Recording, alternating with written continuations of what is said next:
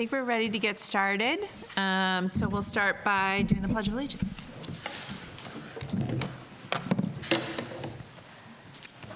I pledge allegiance to the flag of the United States of America and to the republic for which it stands, one nation, under God, indivisible, with liberty and justice for all.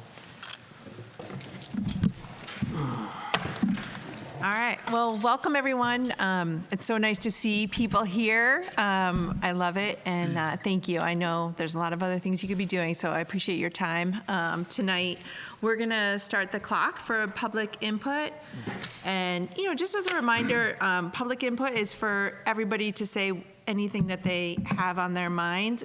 It's not necessarily for the board to respond. It's not a Q&A, but we're definitely interested in hearing what's in your thoughts. So I'll start the timer, or Eric will start the timer. Is there anybody interested in public input tonight? Say something? Sure, Pat. That's how we're going to do it. And just a reminder, name and address. Yeah, Pat Abrami, 9 Tall Pines Drive, Stratham. So we went through the whole MTSS thing.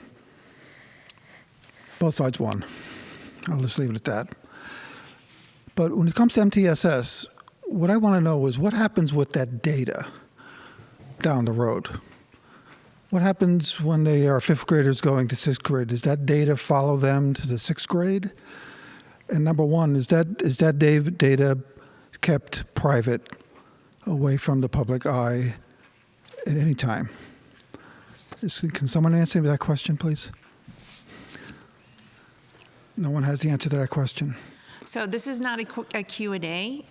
We can discuss it at the end if a board member wants to further discuss it, but it's purely a chance for you to say what's on your mind. Okay. Well, it's an important question. I hope we have an answer to that. Well, for obvious reasons. Thank you. Thank you, Pat. Any other public input? All right, so we're going to keep the clock going. I guess, do you want to respond? I mean, what do you think?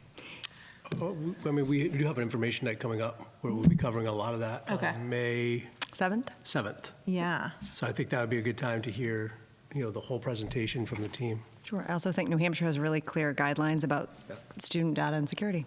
I think it'd be valuable to just include that as a topic that we address specifically. Yeah, so just as a reminder that MTSS Info Night is May 7th at 6 o'clock. I know I'll be there, so looking forward to that. Okay, so moving on in the agenda, let's take a look at public minutes from... Student council first. Student council. Oh, please, yes, 100%. Let's do a student council rep presentation first. Thank you so much for coming. Good evening. My name is Vaishnavi Sethi, and I'm in 5th grade and a student council representative from 5H. I'm going to be talking to you about how SMS is learning. At SMS, we are performing the Lorax play for Earth Day this Friday. There are narrators, the Onceler, and a props crew. The props crew has worked hard to make truffula-trees, the Onceler's house, and more. We also have 2 songs as part of the play.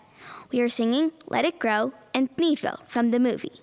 We also have O'Hare performing. He plays the person who wants to have 0 trees and forces the community to pay for air. All of you can come to see the play at Friday, 2 p.m. During recess this week, we're having a 4th grade tournament for grades 3, 4, and 5.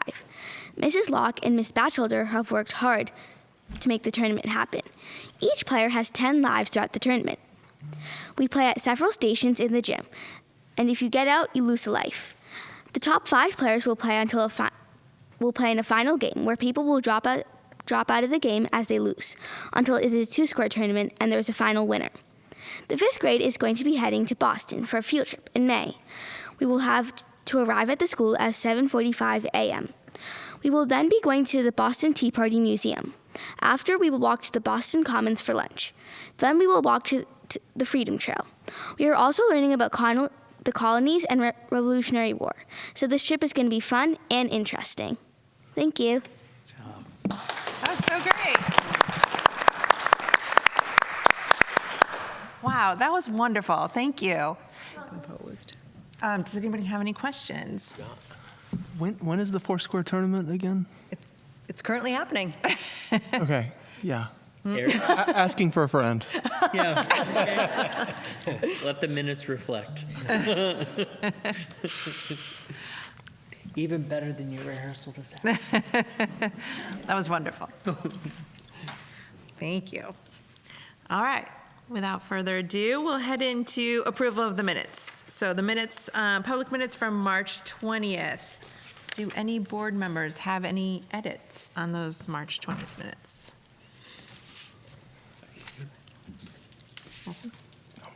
You're good here? Okay. All right. Do I have a motion to approve the public minutes? So moved. All right. Thank you, Eric. I need a second. I'm going to have to pull one of those one of these days. Do I have a second?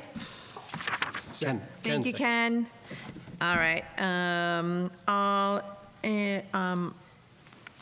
voting to approve the minutes? All right. Aye. 0.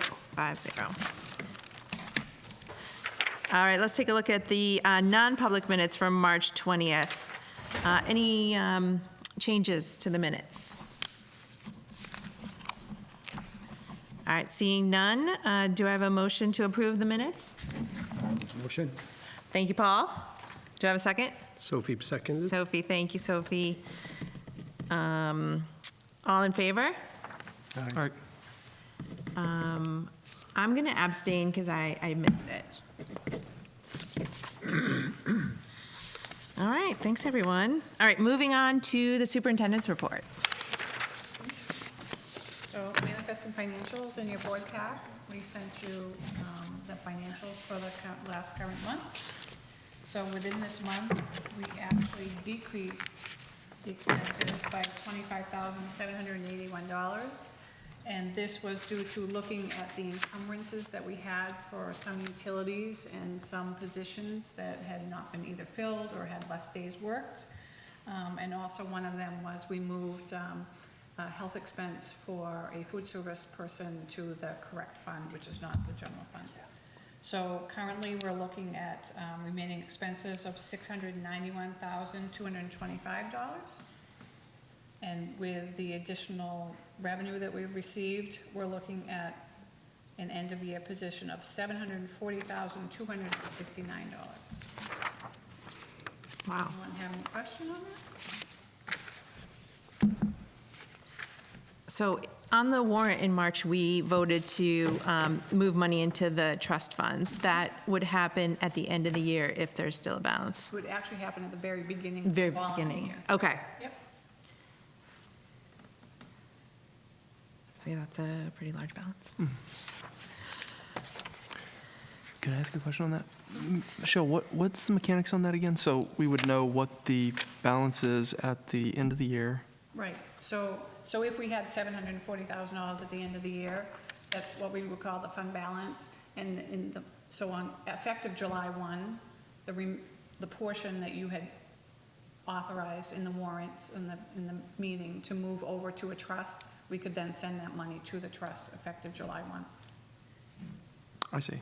And then decisions would be made about anything that would be left as a surplus beyond anything that would be moved in, or no? We got to do that before June 30th. Okay, And that has to be purchased before then for it to happen. understood. And we've talked about a few items already. Yeah, we got a few items tonight to talk about. Thanks. All right, thank you very much. Yeah, do we have a public comment? Yeah, please. Yeah, Wayne Scales, 21 Rollins Farm. Pat brought up a question a little bit ago that I've never considered. I have a 1- and 3-year-old at home that are going to be affected by a question like that down the road. It's hard to come to these board meetings when you have a 1- and 3-year-old at home. I think it's a little inappropriate to say, come back to another meeting down the road if the board has time to answer the question. Okay. Thank you.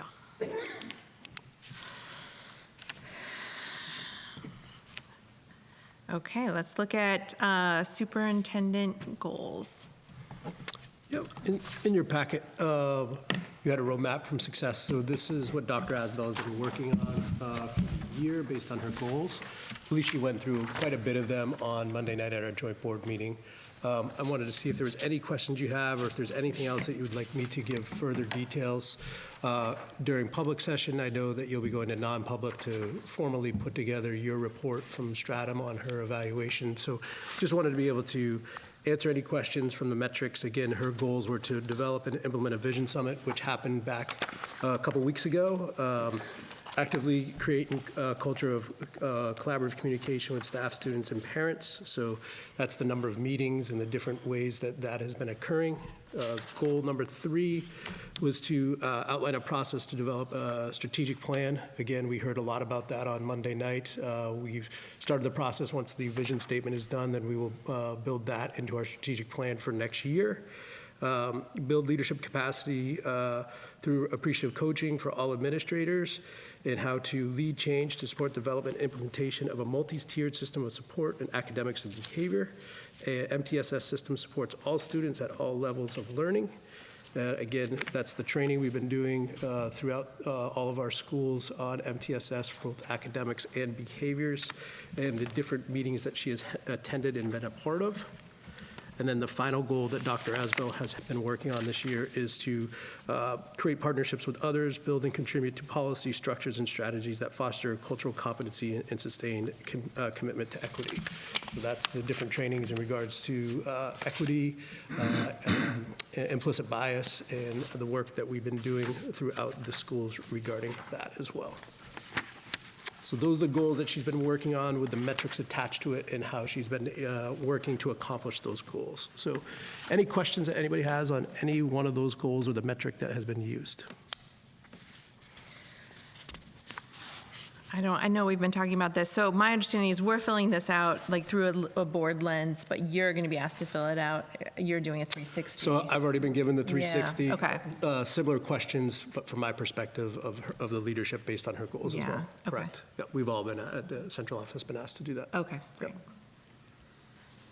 Any other questions about the superintendent? Because Chris isn't going to be in the non-public. Okay, thank you. All right, looking at the 24-25 school calendar. Yes, so Ms. Lucas will present that because we got some rationale behind that calendar. Paul, would you mind taking one of those and passing them down?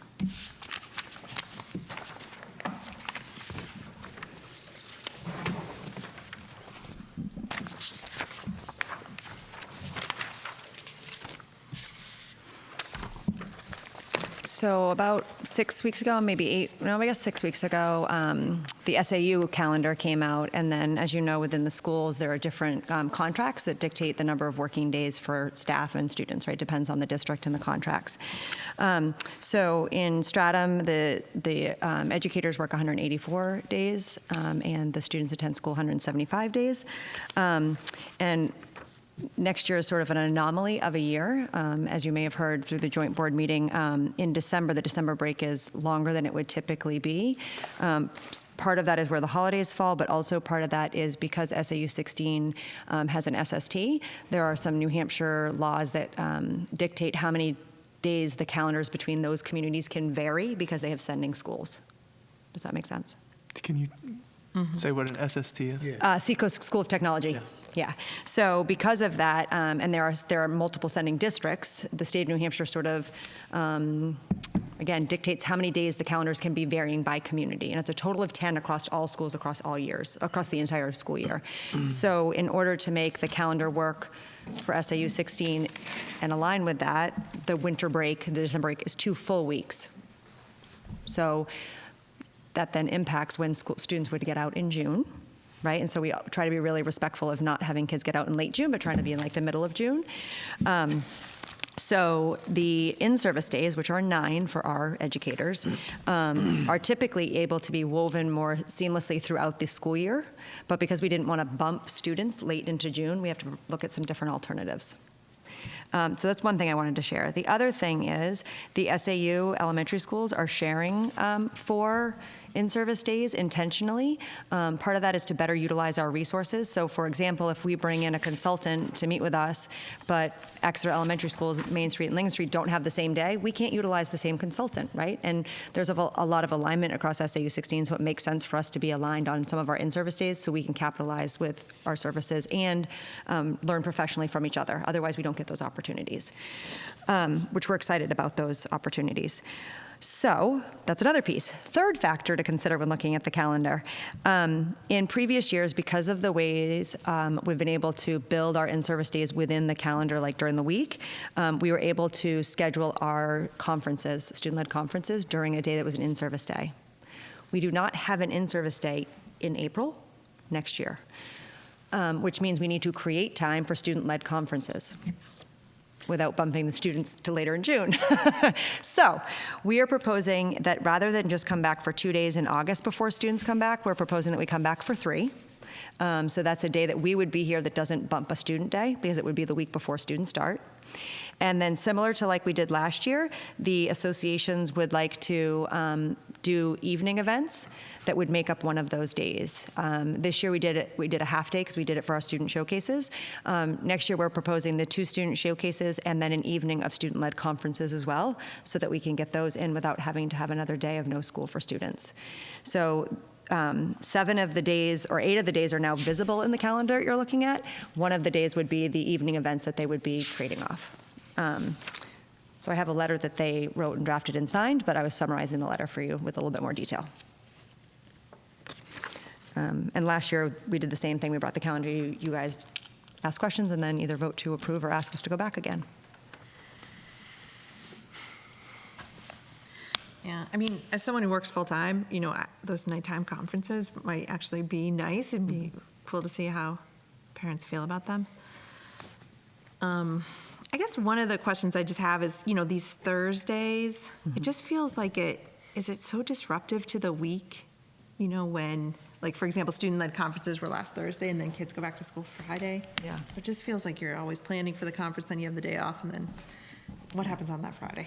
So we had talked about doing them, Fridays was a conversation for a long time, and what we often then find is if there's a longer weekend, lots of families go away and then they're not here for those. So it was like trying to do a trade-off.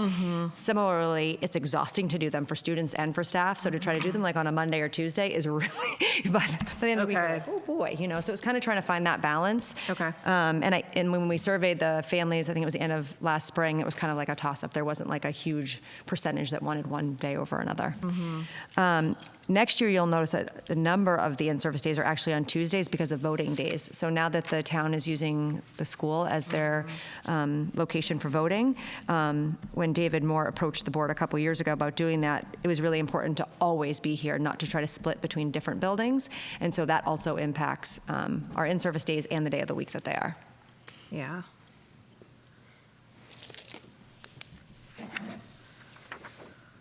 Yeah, that's generous. Thank you. Any questions? Anybody have any questions about the calendar or concerns? We're good over here. Okay. Also, I just wanted to make a note. It looks like SMS is going later this year. Do you feel like the word's getting out on that? Hopefully. Yeah. Okay. Yeah. I just wanted to mention it here, just so everybody. I can put it like as the top thing on Yeah, the newsletter. yeah. Maybe that'll draw some attention. It did impact kindergarten orientation. As you know, we've expanded our kindergarten orientation. So those families, we send a letter out in January just to let them know what kindergarten orientation looks like. And in the letter, it says that this is when we think it will fall. However, if there are snow days, it'll be bumped, so they know that. And then we typically send another one out after April vacation saying these are now the dates. So that will be going out as well. I just met with the K team to confirm that up. Yeah. Okay. All right. Anybody have any motions they would like to make then? I'll move to accept the academic calendar as presented. Second. Thank you, Eric. Thank you, Paul. So all approving the calendar as presented? Aye. All right, that looks like 5-0-0.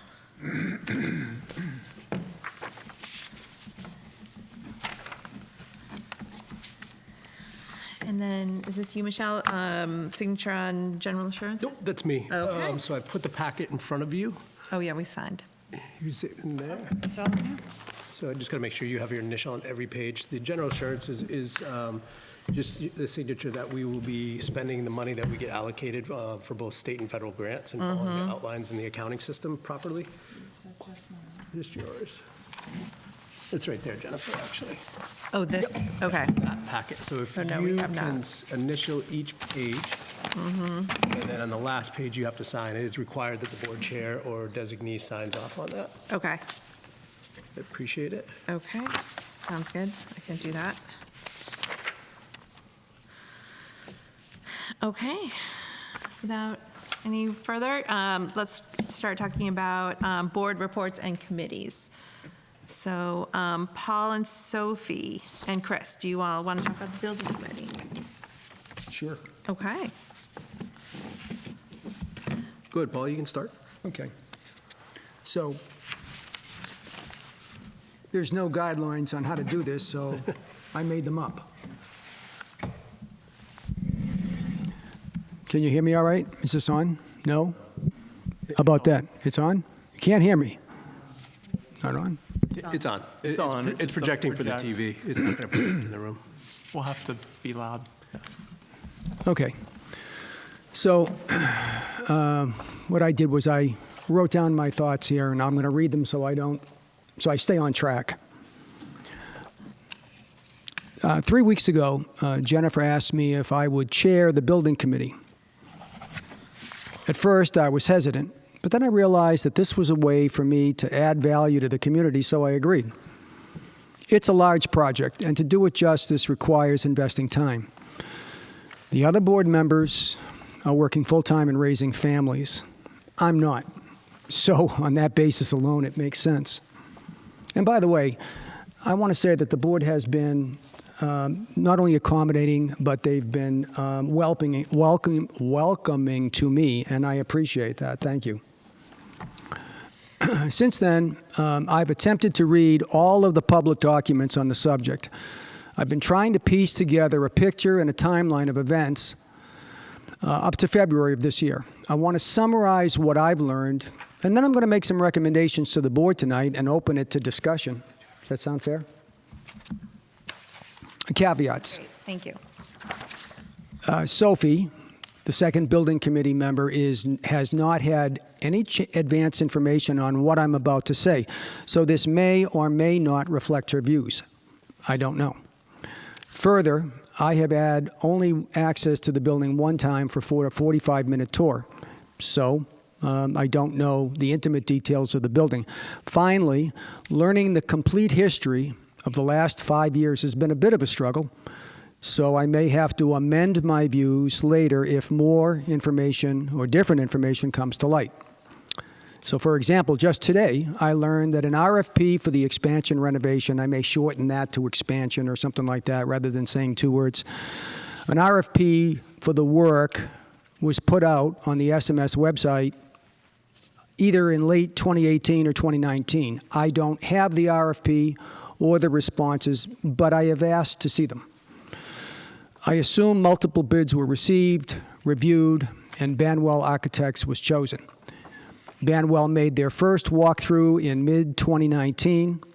They subsequently issued a report in October of 2019, which I have here. The report includes subcontractor and consultants reports, and it's about 93 pages long. It's detailed and it's thorough. Through the subsequent years, Banwell offered various recommendations, apparently ending with a presentation in December of 2023 that included limiting expenditures for just renovations or repairs, or about $11.5 million, to a major renovation of the existing structure that adds up to 45% of new floor space. Banwell recommends budgeting up to $50 million for that. Many of the documents discuss the pros and cons of each option. The town has paid Banwell just over $131,000 to date for their work. Driving this is A, now 35-year-old building with aging infrastructure, B, enrollment. C, changes to how we educate children, including special needs children.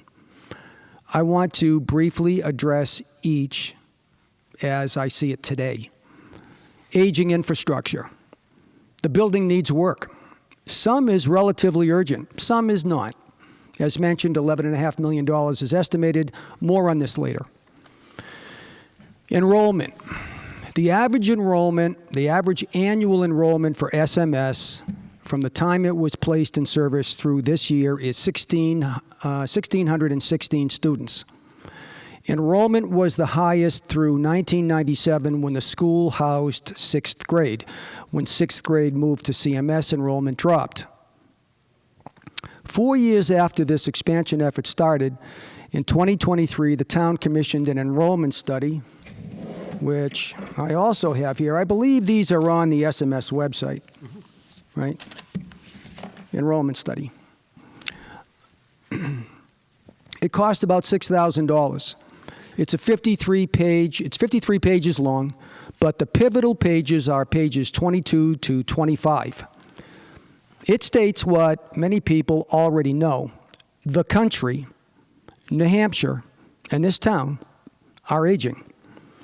Except for a slight bubble in births in the 2 years following COVID, possibly due to couples staying home during COVID, enrollment is predicted to be 605 students in 10 years, lower than the average over the last 35 years. The New Hampshire Department of Education website states public school enrollment in New Hampshire is plummeting, and this is a graph from the NHDOE. I don't know, people probably can't see that at home, but it's on the NHDOE website. Changing education needs. The argument has been made for more space for changing educational needs, including special needs. These are challenges that dwarf facility issues. I don't have the answers. Nevertheless, my recommendations to the board are as follows. I agree with what Sophie and Jennifer said in the last board meeting, and separately what Chris said in a recent Teams call with Banwell. We need to be sensitive to the taxpayers given recent tax increases. And I heard this firsthand during my canvassing for this position. The majority of those with whom I spoke could be characterized as angry. The townspeople just absorbed an 11.4% tax increase fueled largely by SMS.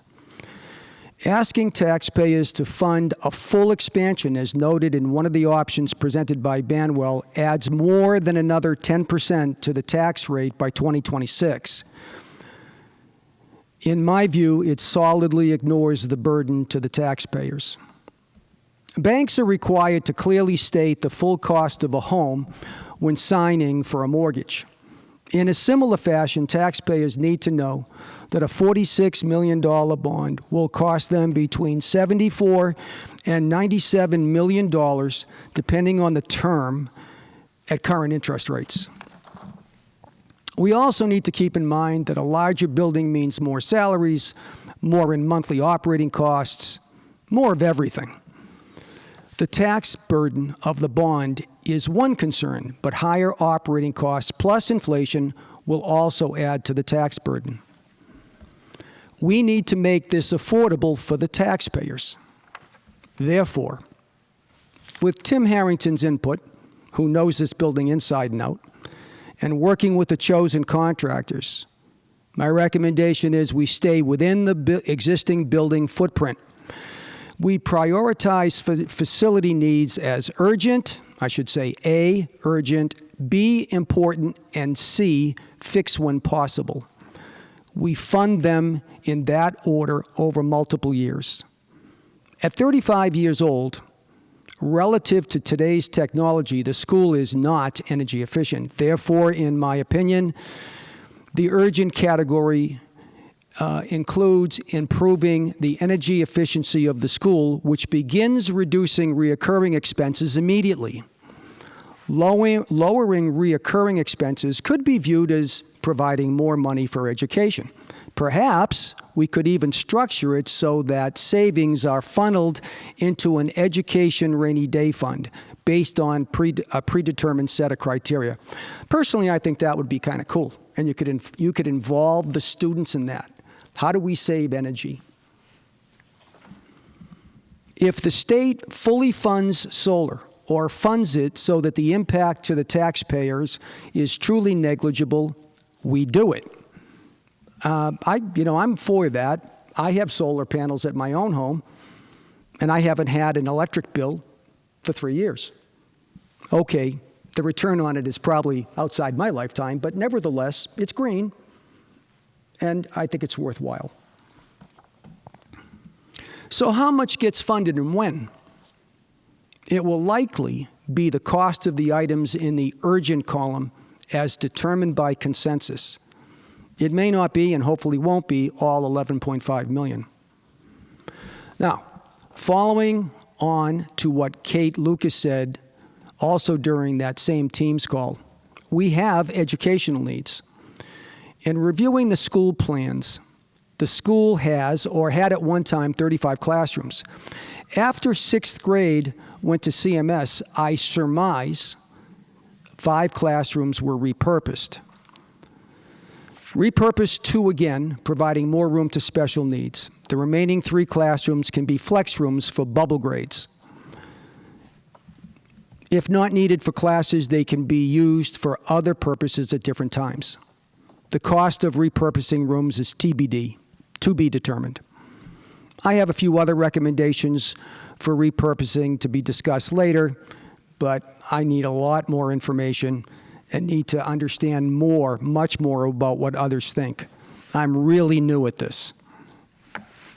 Given the palatial plans by Banwell, I understand that this is going to be a serious letdown for many. I fully understand that. Thinking about the next generation, if it hasn't already been done, we need to establish a maintenance and repair fund that is contributed to annually so the town or a school board never faces this dilemma again. This is horrible work. I mean, it really is. I struggle with this. We dictate that the fund can never be used for anything else and is beyond a vote to change its use, like raiding Social Security. We should contribute $50,000 annually at least.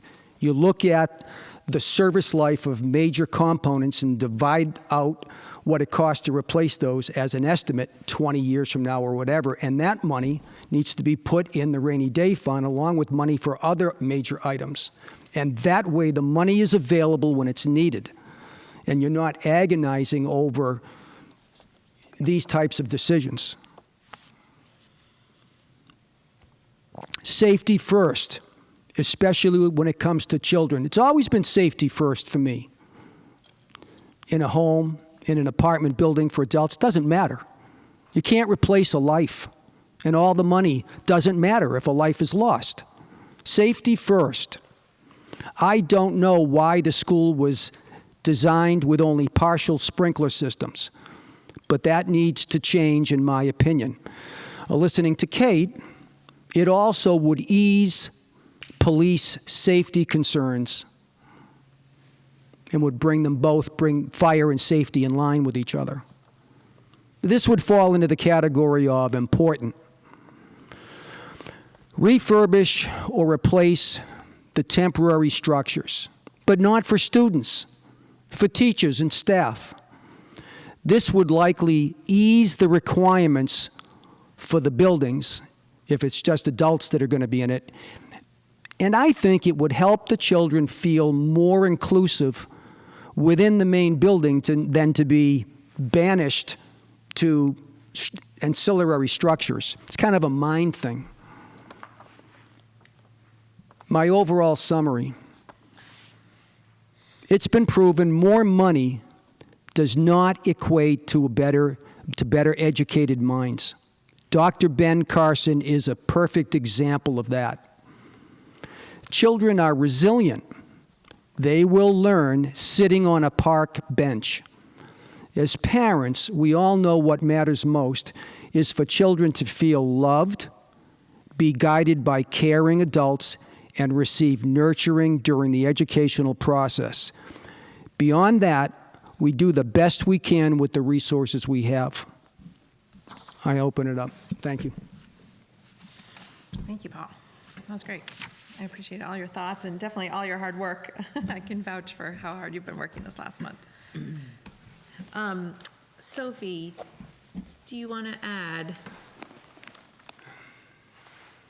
No, I think Paul summarized a lot. He's really been diving into it. I have to give him a lot of credit because we both joined the committee last month, and he described his kitchen as a war room because it's so covered in documents. So thank you, Paul, for really diving in and for your thoughtfulness around taxpayers. I think that's something that we take seriously, and we want to make sure that we're doing our due diligence in recommendations.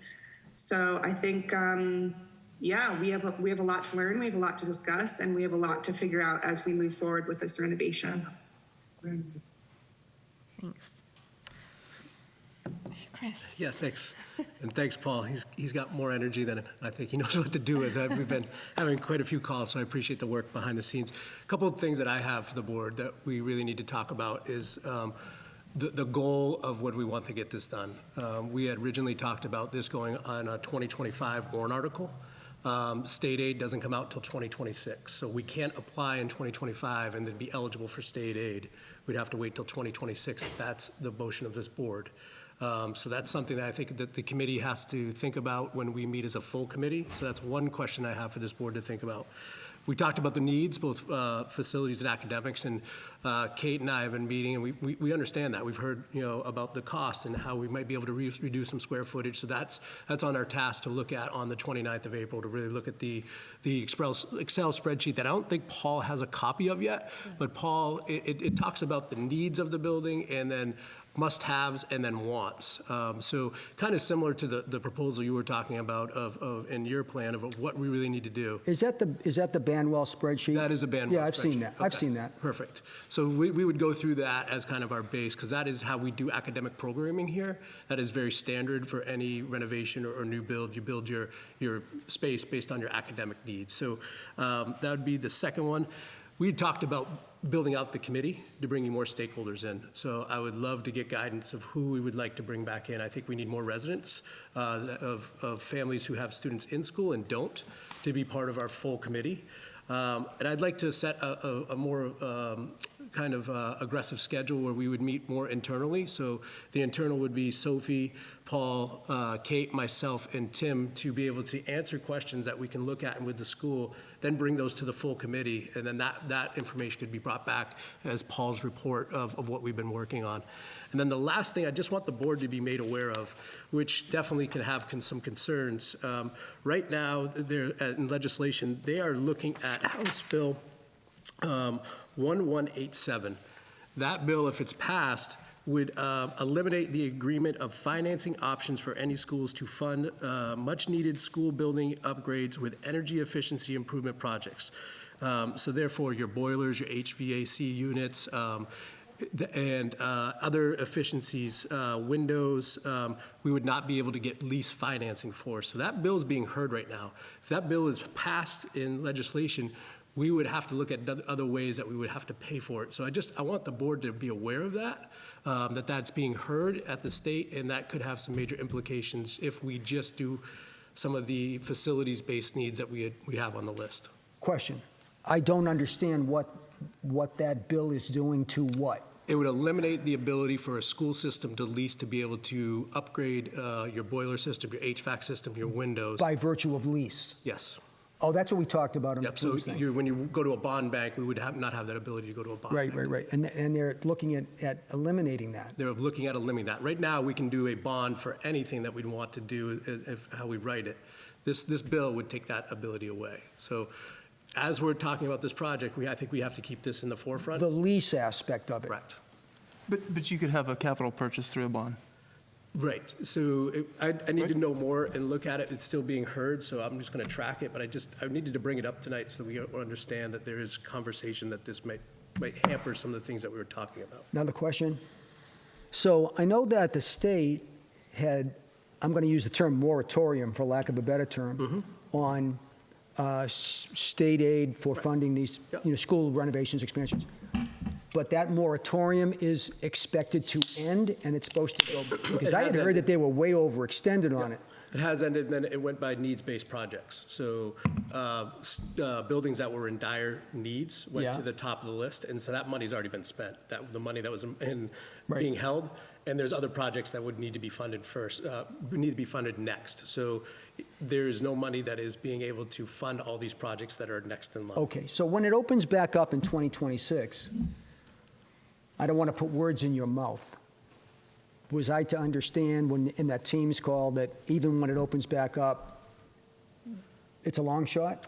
That is the information that we were Okay, asked I about. just, you kind of have to do your best to say what's the most probable prediction. Right, yeah. Okay, all right. So those are things that I think we need to have answers to help us with the committee, both internally and externally, to get this, driving to a place where we want to be. Your suggestion on the list of people in the committee was me and Sophie, Kate, yourself, Tim. That's internal. So It's internal. any internal discussions, we would meet, every couple of weeks, and we can set a schedule for that, just to answer internal, Stratham questions. Then the bigger picture with Bandwell, adding more committee members to that we'd need. I would like to see some more residents, other stakeholders, maybe even looking somebody on the town efficiency side, be able to come and be part of that understands. Oh, I like that. Now, are you here, another question I have is, every couple of weeks, that's good. Can we do that through the summer, or is that verboten, or what? So our committee could meet in the summer. It's just trying to find when we're here. So that's about the only time that Kate and I get out of the buildings. So yes, we can. There's nothing that. In other words, we don't, that was just another question. Does the board meet during the summer, or? Typically, we don't. Okay, when is the last board meeting? Is it May? June. It's June. Okay, and starts up again when? September. September, okay. I'll be on vacation in June, out of the country. I'm afraid not. Right. Kathy, I can't go. Okay, all right. I think in terms of the timing, it seems like 2026, since that funding is such a long shot, it makes sense to me to try for 2025 if we have our ducks in a row. But if we don't have our ducks in a row, then no, I'm not gonna propose it. You know what I mean? So I think that there's still some big questions that we need to sort out before I feel like we can answer that question.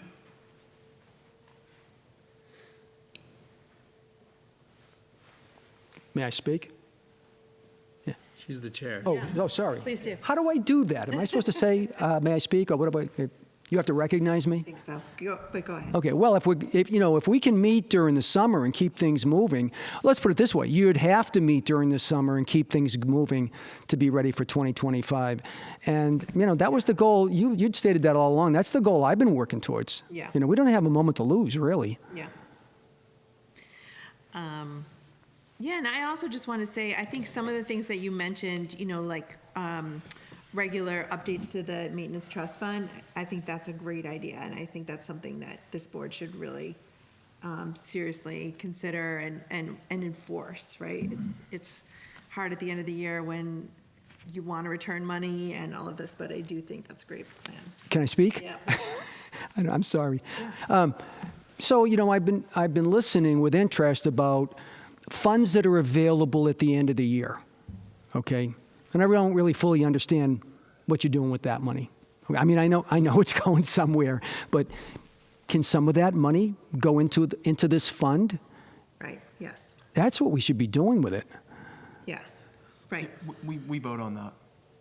Do you have to vote on that every year? You have to vote on that every year. You can't be an automatic thing. Right. I think one of the challenges, if I could just interject, Yes. is that we found ourselves in this situation because the capital fund had not been built up over time.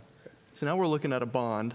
Yeah. And then we're also looking at, and let's chip into a capital fund. Yeah, we are, yeah. So we're in probably the most disadvantageous spot as a board. in my opinion. Yeah, we are. And I think it's fair that we need to let people know that probably the most practical and prudent thing to do is probably a bond, and to chip into that capital fund and to do that. I agree.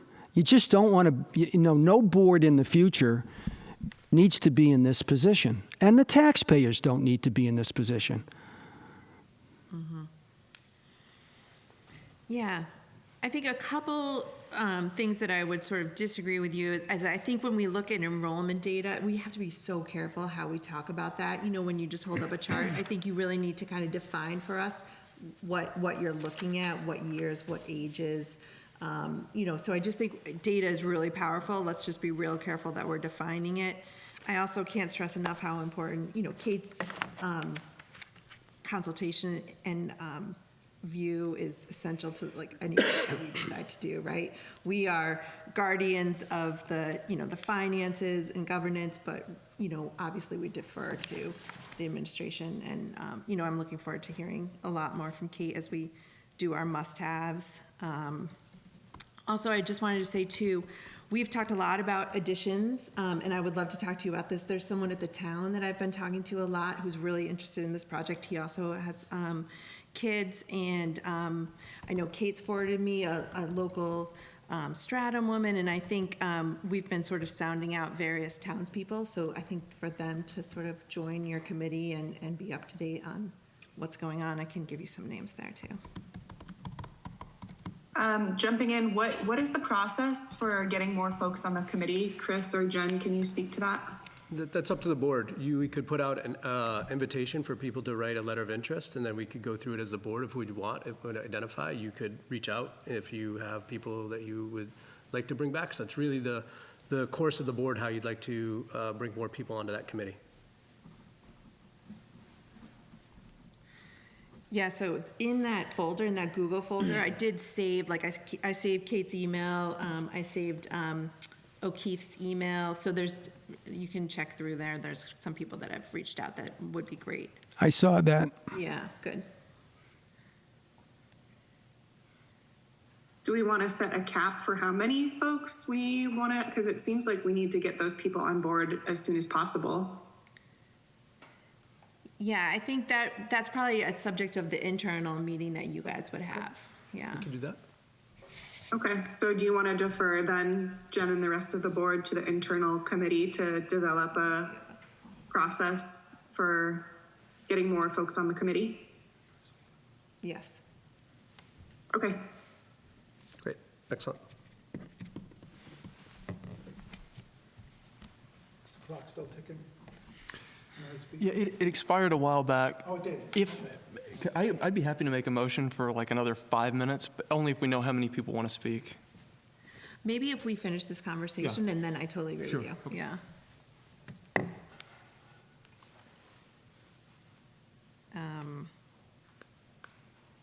Yeah, does anybody else have anything they want to add to this building conversation?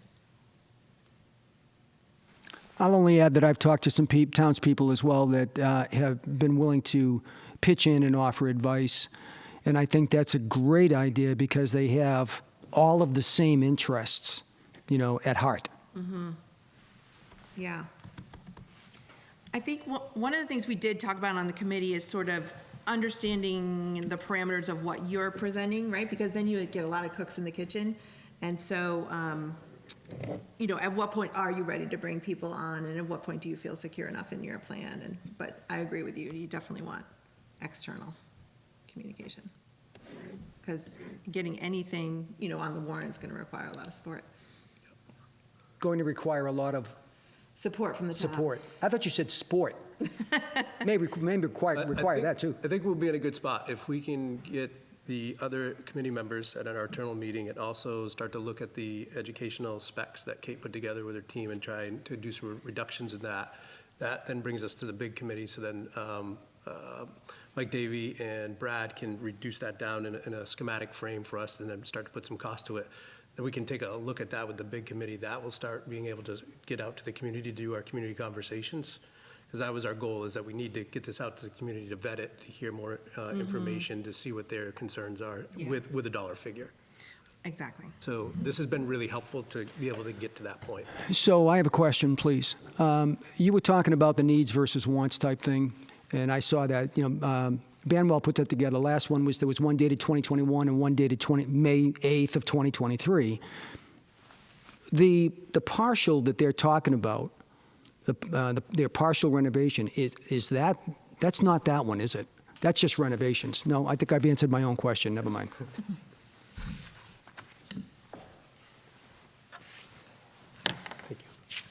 And Paul, definitely understanding the budget, I think, is sort of a long process. I think all of us have gone through it, and we still have so many questions. That's why, like, Michelle being here or Molly being here is so valuable. But so keep asking questions about that so we understand how that works.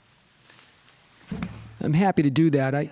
I need to also confess that I'm struggling with how to ask questions and to follow the rules. Okay? Chris knows this. We've talked.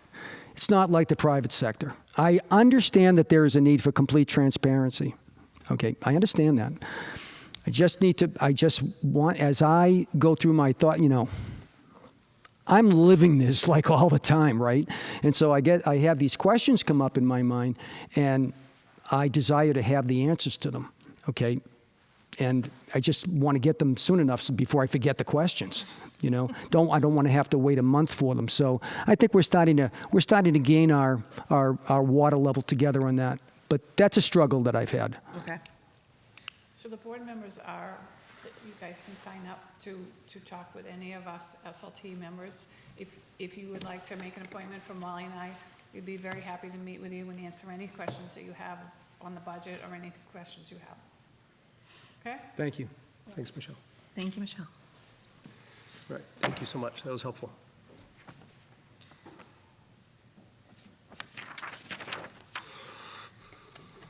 So then the way next steps would be the building committee would meet internally.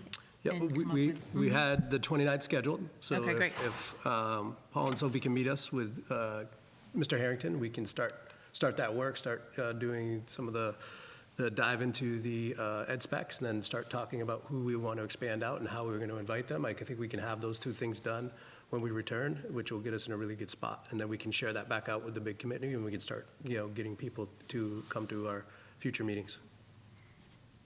And I appreciate the board giving us the goal to get this done for 2025, because again, the longer it goes, the more expensive it gets. So I appreciate that.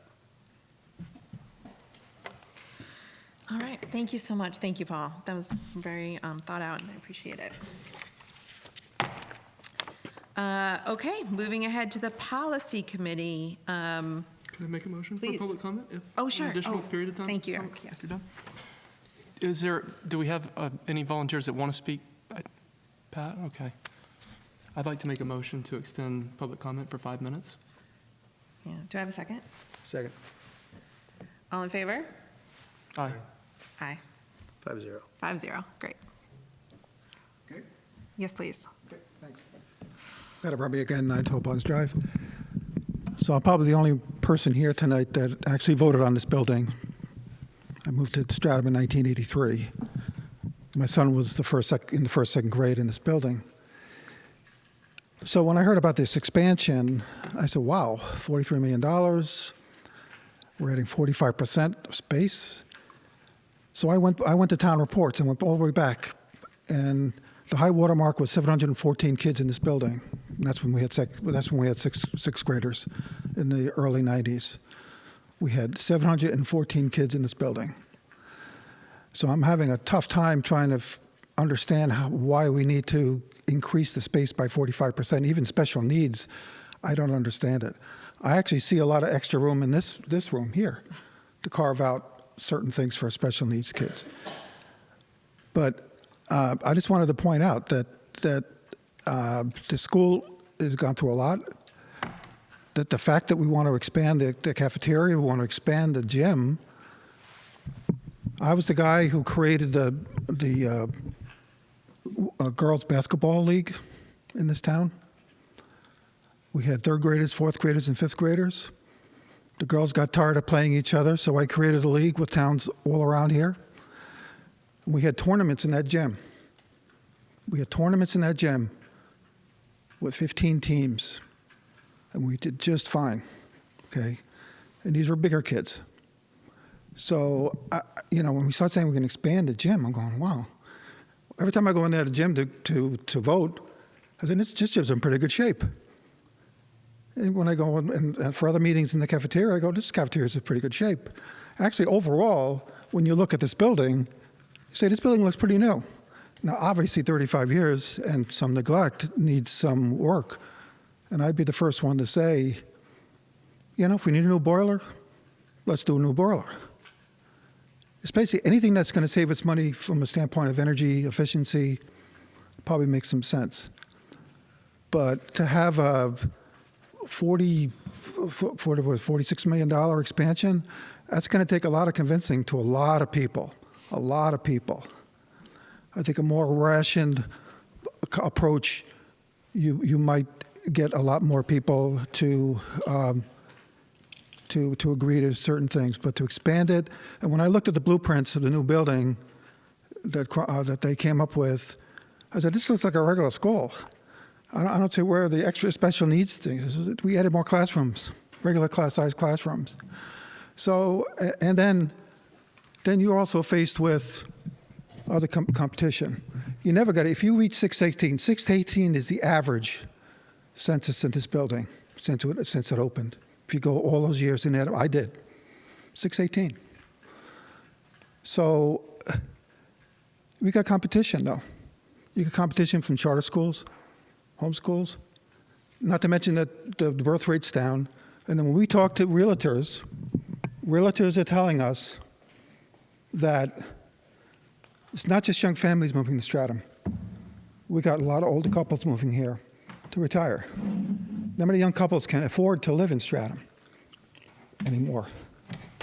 So I just want to point those things out. Well, thank you for allowing me to speak. And I'll be back for more meetings because I'm willing to support what makes sense to me. At this point, someone has to do a lot of arguing. That $46 million makes a lot of sense. It doesn't, unless you can convince me that it does. And I'm not the only one who feels that way, as you probably can imagine. So, thank you for the time. Anybody else want to speak?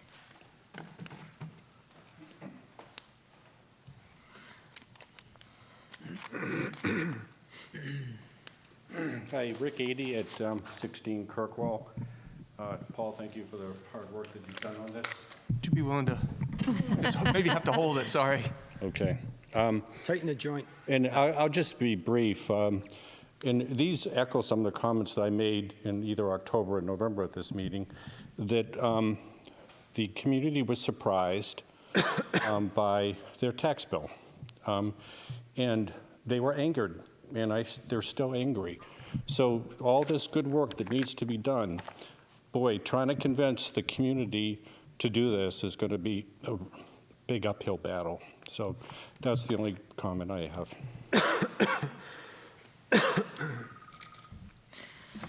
Thank you. Yeah, we speaking just for myself, I definitely appreciate those comments, and I think you're lending credence to the fact that we need to get ourselves organized, we need to present in the community, and we need to, really explain the plan and what's needed, and I think there's a real need for education sessions. I do just want us to be careful sort of when we make generalizations on data, right? We need to really use specifics when we talk about data, enrollment, the number of kids, and even what the school looks like. I'm going to definitely defer to the administration who does this every day, and but I look forward to kind of working in the community and talking about those issues. Jennifer? Yeah, please. The New Hampshire Department of Education graph that I held up is general, but I actually specifically refer to the enrollment study that the school commissioned. Right. Page 22. Okay, great. It's pretty straightforward. Okay. Thank you. All right, anything else on this issue? All right, let's move ahead. We're going to talk about policy committee. So with Paul's and my reelection, we've been changing sort of who's doing the committees. So at this point, I'll be doing policy from here on out, but that left a month where neither Paul nor I went. So I think Chris is going to talk, or maybe Sophie. Sophie is going to talk. Okay, great. Yeah, I did go to that meeting. Thank you, Sophie. Because it was the day after elections. And yeah, so I'm happy to cover for policy committee. This meeting is my last one. So you all have the policy brief in front of you. Really, there was just a few new ones. One was about academic integrity, which I thought was really interesting because it introduced AI. And I think that's just such a hot topic, and yeah, just really, compelling. And how do teachers address AI in schools right now? I think that's really interesting. And then the next one, the other one that I want to highlight is social media websites. I thought that was also interesting, which is just if we're going to do our own, spin-off or our own social media or website, how to go about doing that, which was actually very timely because that'll tie into the communications work that I'll speak about later.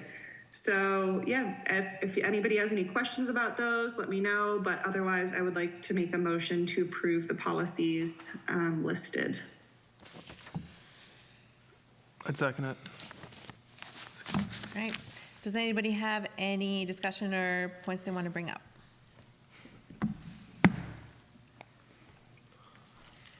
All right, seeing none. Do I have a vote to approve all the policies? IKL, JICE, KD, and KDC. All right. Aye. Okay, looks like 5-0. Got it. Thank you. Yeah, thanks so much, Sophie. Superintendent Evaluation Committee. Yep, so we had we spoke about that at the joint board the other night. The 360 evaluation for the superintendent has gone out to all the stakeholders and cohort that are part of that. Chris alluded to that earlier in the conversation. And then tonight we're going to be in non-public. We're going to be providing our feedback relative to those goals. That information will get aggregated back towards the Superintendent Evaluation Committee for the joint board, which is roughly a member of all the different districts. And then we'll prepare a summarized report for the next joint board meeting. And then we'll have the opportunity to discuss that in non-public at the next joint board meeting. So it's important to try to get that done tonight, get our part done tonight, and then we'll get that back very quickly because it's a tight turn to be able to get the information. So I think that's the update. Sounds great. It's a lot of work. Thank you. Does anybody have any comments? All right, seeing none. Ken, safety and security. No meeting yet. There was no meeting the past month. It's coming up. I can't remember the exact date, but nothing new. Okay. Sounds great. And Sophie, on communication.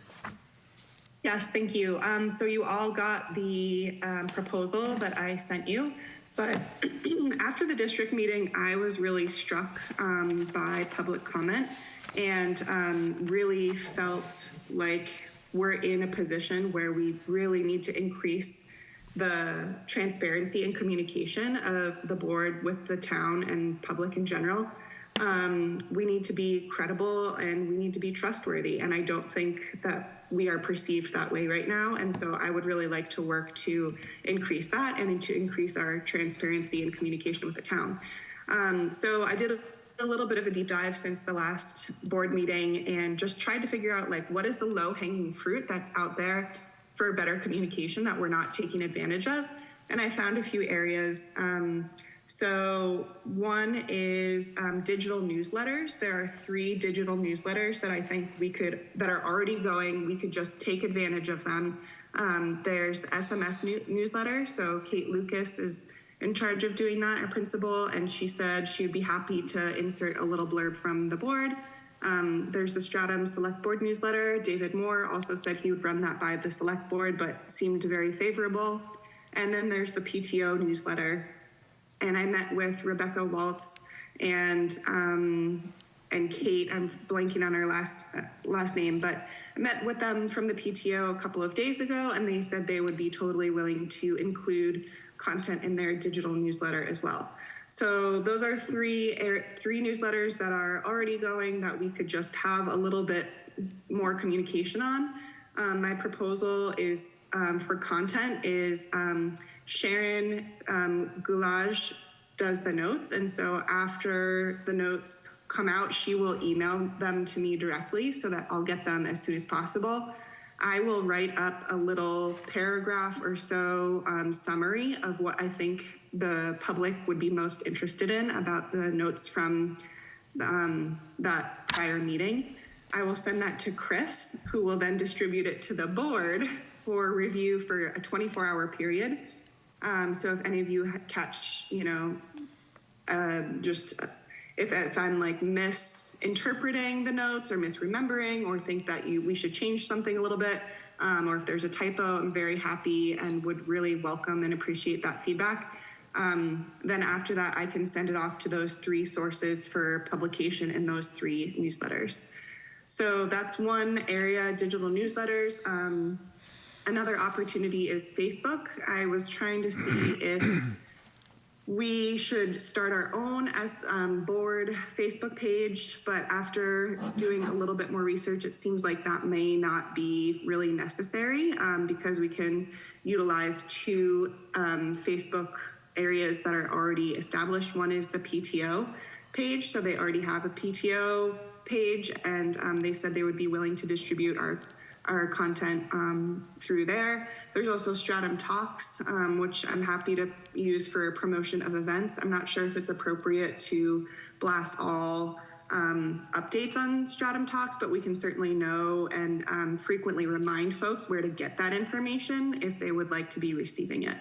And then I think for Stratham Talks, I would be posting on there. For example, for the presentation about the MTSS position, I did post on Stratham Talks last week, and will do so again as a reminder for folks to sign up, and have gotten a lot of good feedback from there.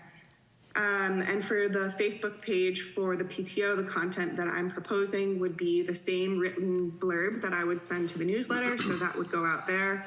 And then also a video of me reading that paragraph, just so that there is a little bit diversified content, because people digest information in different ways. And then, any other information or events that the board is promoting could also go through that SMS PTO page.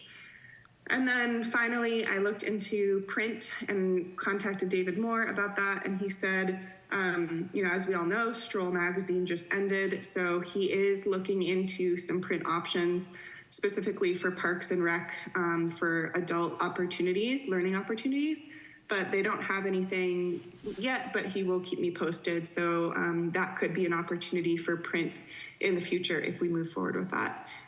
So those were some opportunities I thought of that was low-hanging fruit for increased communication and transparency for the board. Does anybody have any questions or comments? Thank you so much, Sophie. Yeah, Paul.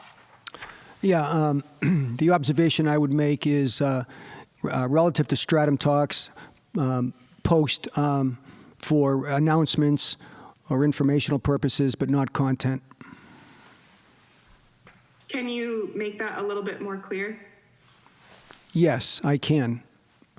I personally don't have a very good experience with Stratham Talks, okay? And I think that there is a lot of, let's just say, emotion on it. And I'm not talking about the political side of it. I'm just talking about the regular side of it. So I just don't think it's appropriate for the board to be putting content on there.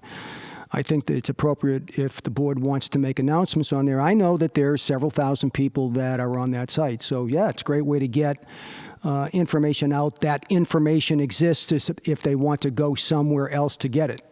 But, getting responses on that website, potentially negative, I don't find to be productive. Yeah, I would agree with that. I think in my proposal, I'm proposing most of the content be digital newsletters and the PTO Facebook page, and then reserving Stratham Talks for reminders about where to find the content, as well as events, notification about events or special, things such as the presentation that folks may not know about if they don't follow those. Would you, I don't know, we can. That's agreed. You would. That's agreed. Yeah, I agree with that. Okay. Can I ask a social media ignorant question? Can you post, Sophie, without enabling comments on your post? You can. I think it depends on, I don't know if you can do that. Like if I were to post on Stratham Talks, I don't believe I have control over that because you have to be the admin of the page to control that. So I don't believe I would have control over doing that myself. Yeah, I asked that question at Tech. If we were to have our own Facebook page, some school districts do, or boards, it's only informational. There's no ability to go back and forth. So you're not answering questions. You're just putting out information and then come to the meeting to find out more or put your responses to the board chair, so which would be appropriate. You can do that, but only if you own and administer Correct. the Facebook page. You can't change that, I don't believe, per post. Correct. I guess what I was thinking is by not, I think maybe you see where I'm going with that, but if we put the comments on there, it almost invites discussion about the topic as though we were requesting that, and we're not really requesting that. I can't see you, so I can't see when you're talking. Yeah. Go ahead. That was hopefully, I don't know if you caught that or not, but it was just more along the lines of if we put something out there and comments are enabled, I just wouldn't want it to be perceived that we were trying to create a community conversation about it, but much more just around an announcement. So we could certainly try it and see, but just a concern. Yeah, thank you for flagging that. I think, there are comments, people can make comments, and then I can choose to respond to them or not. If I did choose to respond to them, my answer could always be, thank you for that comment, please, yada, yada. Please come to our meeting or what have you. So that's an option, or I could just never respond to them. That's another option. But yeah, tackling comments is definitely something that I was thinking about, and that would be a perk of having our own Facebook page, is that I could turn public comment off, but I can't do that if I'm giving content to other people to post on my behalf. Yeah, the recommendation we got from legal, Sophie, is that there would be no back and forth. So even with you not even posting thank you for your comment, it would be, this is for informational purposes only. There will be no comments from the board at this time. Please come to a board meeting or email directly to the board chair if you have further questions about what has been posted. Yeah, that's great. And that can be, I can put that little tag at the very end of each post, that's great. We can figure out what the language is for that. And I can just make sure that that's at the end of each post that I do. Yeah. I guess I just have a couple comments. I'm looking at your paragraph. First of all, that looks like a lot of work, because we already have the minutes. And I also know, Kate's newsletters are brief, right? Because you're trying to get people to read them. So I'm wondering if, yeah, I'm wondering if we can link to the minutes instead of, and maybe what Sophie would do is these topics were discussed, right? Things that are a little bit, maybe out of the norm, or stuff we do special, like for example, building committee, what else is on here? Superintendent goals, and then you would link to the minutes rather than creating a big long paragraph like that. But my question for Chris is, on the website, we don't post draft. Do we post draft minutes before? We usually use the video as our draft until they get done. Okay. And then once they're done, they're put up, and those become the official minutes. And So they get put up before, because we don't approve them for a month. Correct. But the draft is up. It is put as draft Okay. minutes, yep. So what'd you think about that, Sophie? Maybe more. Yeah, I mean, I topic-based. think obviously that's less work for me, and I've thought about that, but for the consumer who's on Facebook, or for the parent who doesn't have a lot of time to try and read, several pages of minutes and click through that, I think that's where we're going to lose people. And I think for me, if we're trying to increase transparency and communication from the board, I think having a more digestible version that's shorter. There's still a lot of content because our meetings are long and there's a lot that's going on. So I'm totally open to figuring out how to, in my example, that's why I wanted to add an example so that we could tweak it and say like, oh, maybe we could try and, leave out this or that. Totally open to that suggestion. But my concern with just saying, here's the link, is that people won't actually have time or go through that. I wouldn't personally. Yeah. How about using Exeter High as the, can I use the right term, SIU 16, whatever. The example we saw the other night, on Monday night, the way they've reformatted their announcements, newsletter, I thought that was great. Bulletized, fast, easy read, lots of space. You can just go through that real fast. I agree. If you post minutes, that's a real snooze. Yeah. But I guess if what I was saying is like, oh, I'm interested in the building committee. Oh, you guys talked about it last month. I'll click on the minutes and just review that. It's just, one thing I could do, Jen, is just say, like, here's the shortened version. For the full version, see the minutes here. And then if people are interested in the full minutes, it'll be easily accessible, but won't be a barrier if people aren't interested in reading the full ones. Okay. I also just wanted to mention the library. Like I was, we go to the library all the time and I see all different people come into the library. Like if you just printed out your snippet and left it at the circulation desk, I wonder if people would come and take it. Yeah, that's a really good question. And or town hall. There's usually that information desk. So that could be a form of print. Yeah. That I would be willing to do. Yeah, thank you so much for this work. Sure. Any other comments? I guess my other question is, like, in the example that I gave of the little blurb, like, I acknowledge that it's long and I would love to figure out how to shorten them in the future. I don't know how this one could have been shortened. I tried to keep it as succinct as possible, given how much happened in that meeting. I guess one question I have is, do you think I should only try and include things that the public will be interested in? And no offense, Eric, not sure that everyone's excited about the superintendent committee reports. Just maybe they are, but sorry. Deeply offended. But for the juicier building committee, also policy committee, sorry, but probably not the most interesting thing for the public. So yeah, trying to keep them as succinct as possible with the information that I think the public would be the most interested in. Also, financials. Do I report any numbers and make that public? Like report out about what the fund balance is, or, those are some questions that I may have as I'm trying to summarize our work. Mm-hmm. Any thoughts about that? Yeah, I would definitely say trim it. Like the whole first paragraph about, chair and all that, I would say trim all that. Yeah, just put the big stuff. I know, see, the lawyer in me is like, oh, you're going to put the fund balance, but then I want to caveat that and make sure people understand what is the fund balance and what happens to it. And that's where it gets tricky doing a blurb. Yeah, I guess...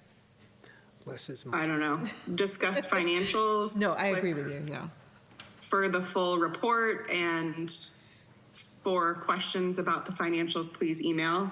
Yeah. Should that be to Molly? Who should that go to? Should that go to you, Jen? Come to the next board meeting. Yeah, right. Yeah, or come to the next board meeting.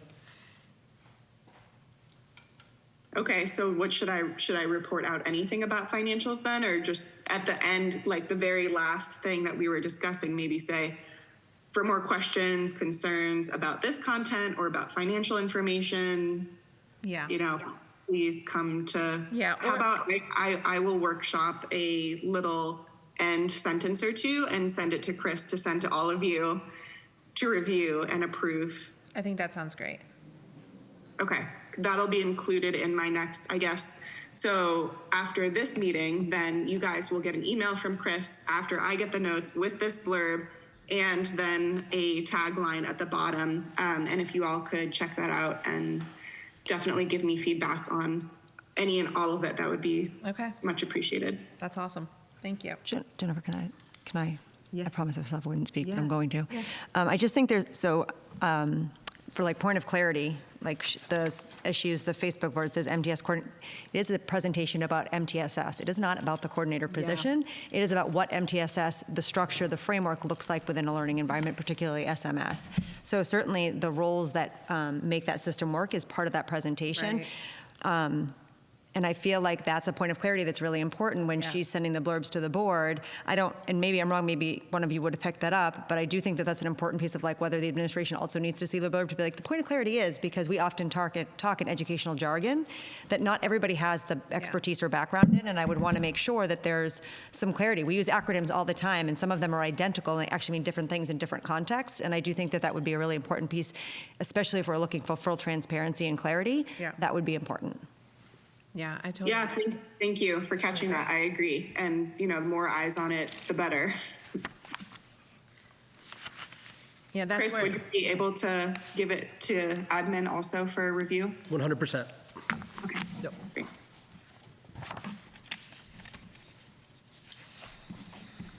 All right. Thank you so much, Sophie. This is So really much awesome. work. Yeah. Wait, I got a question? Yeah. Or I don't know whether this is part of communications or should go under new business. I'll mention what it is, and you tell me. This is more nuts and bolts, and that is, how we communicate right here and now. So in the last meeting, the gentleman who runs the camera talked about speaking into the microphone, but we didn't do that. We sit back, we move around, and he said, I can make your voice softer, but I can't make it louder. I'd like to recommend that we go to clip-on mics. That would take care of that. I mean, in an ideal situation, we'd use wireless headsets. We might look a little funny doing that, but either way, a clip-on mic would make it so that we are always heard. It certainly makes it easier for the gentleman that runs the camera. The other thing is, I've noticed in presentations, the screen is turned so that we can see it, and when that happens, the public can't see it, okay? The technology exists to have two screens. We don't have to have two wide screens. It could be a smaller abbreviated TV. I saw one in here last week, 45-inch screen or something like that. And so whatever we see is facing the people here in the audience. And then also, the technology exists to put that on the TV screen for the person at home. These ultimately get televised, right? So if we're trying to communicate, let's make it easy. Okay, make it so people can always hear us, and we don't back off the mic and they can't hear what half of what we said, or we've turned around, and so on. Yeah. No, that's a great reminder. Yeah. No, I agree with that, and that's great. And I think next time we do a presentation, let's remember. Yeah. Well, I mean, he said you really need to be like 2 or 3 inches from the mic, but you're 18 inches from the mic right now. Yeah. Give or take. Give or take. Give or take. Did we get any feedback after we learned the appropriate mic etiquette last meeting? I didn't Did it hear get any news, so. It'd be interesting Good to- news, Eric would say I had difficulty, so I would see that as thumbs up. I just don't know if it was like markedly improved, you know what I mean? I'm going to guess, listening to that gentleman, that based on how far you are away from that mic, people can't hear what you're saying at home. A lot of people choose not to hear me, Yeah. Paul, which is different, but he has. Oh, so you have an ulterior motive. No, he would have spoken up. We have not heard that he could not hear us on that. Okay. Yeah.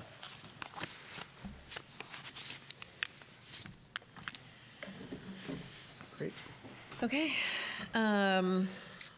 Chair update. Do we want to do anything? We just have those 2 letters that I was going to highlight. Yep. Okay.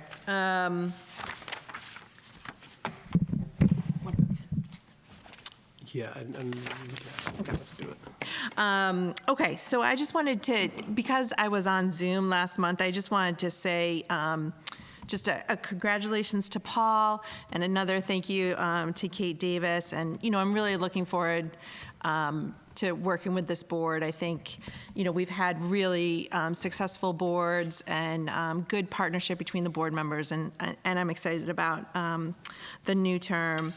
One of the things I do want to talk a little bit about in the fall is our board goals. So we have 23, 24 board goals on here, and Paul, I haven't necessarily talked to you about them, but I do think it's really important for us as a newly reconstituted group of 5 to think about our board goals, because this did kind of inform how I felt about some of the budget decisions we made, and I think it's important to have your opinion as we develop those. So I'd like us to think about those in the fall. And then the final thing I was just going to say is we received 2 letters from the town, and one was thanking us for the for giving them the space for the voting. Did all the board members receive those? Yep. Okay, great. And so I just wanted to acknowledge it publicly, and really to thank Kate and the SMS team, for being flexible with their days, for really just doing a great job. The town meeting was really outstanding. It's been written up before, so I don't have to repeat it, but, I came to that meeting, and the SMS staff handled it so well. So anyway, congratulations from the town, and just echoed by me too. And then the second letter we got from the town was talking about paras, which I know is an issue that a lot of town people have been talking about. Paras are essential to SMS and, essential to the students. And so that is a contract that is negotiated and something that we take very seriously. So we did receive a letter from the town just talking about the importance of that. And, we take that under advisement and thank the town for sending that. Thank you. He is ready if you'd like to lead into that. Okay. And now I think I'd like to hear from Ken, who might have something to say. Yeah, so good evening. It is unfortunate, and with kind of a heavy heart, I have to announce my resignation from the board. As everyone's kind of noticed, I've had a job change the past couple months. I've been zooming in a lot more, and I'm just finding that I can't give the amount of attention that this role requires. We obviously have a lot of big things going on. Obviously, we've had a busy past 2 years, and I'm proud of all the work we have done.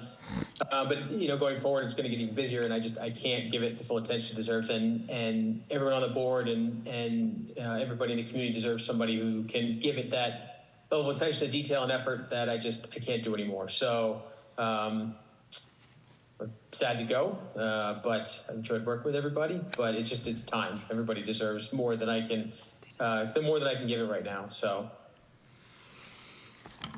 Yeah. Thank you, Ken. Just on a personal note, I'm very sad to see you go.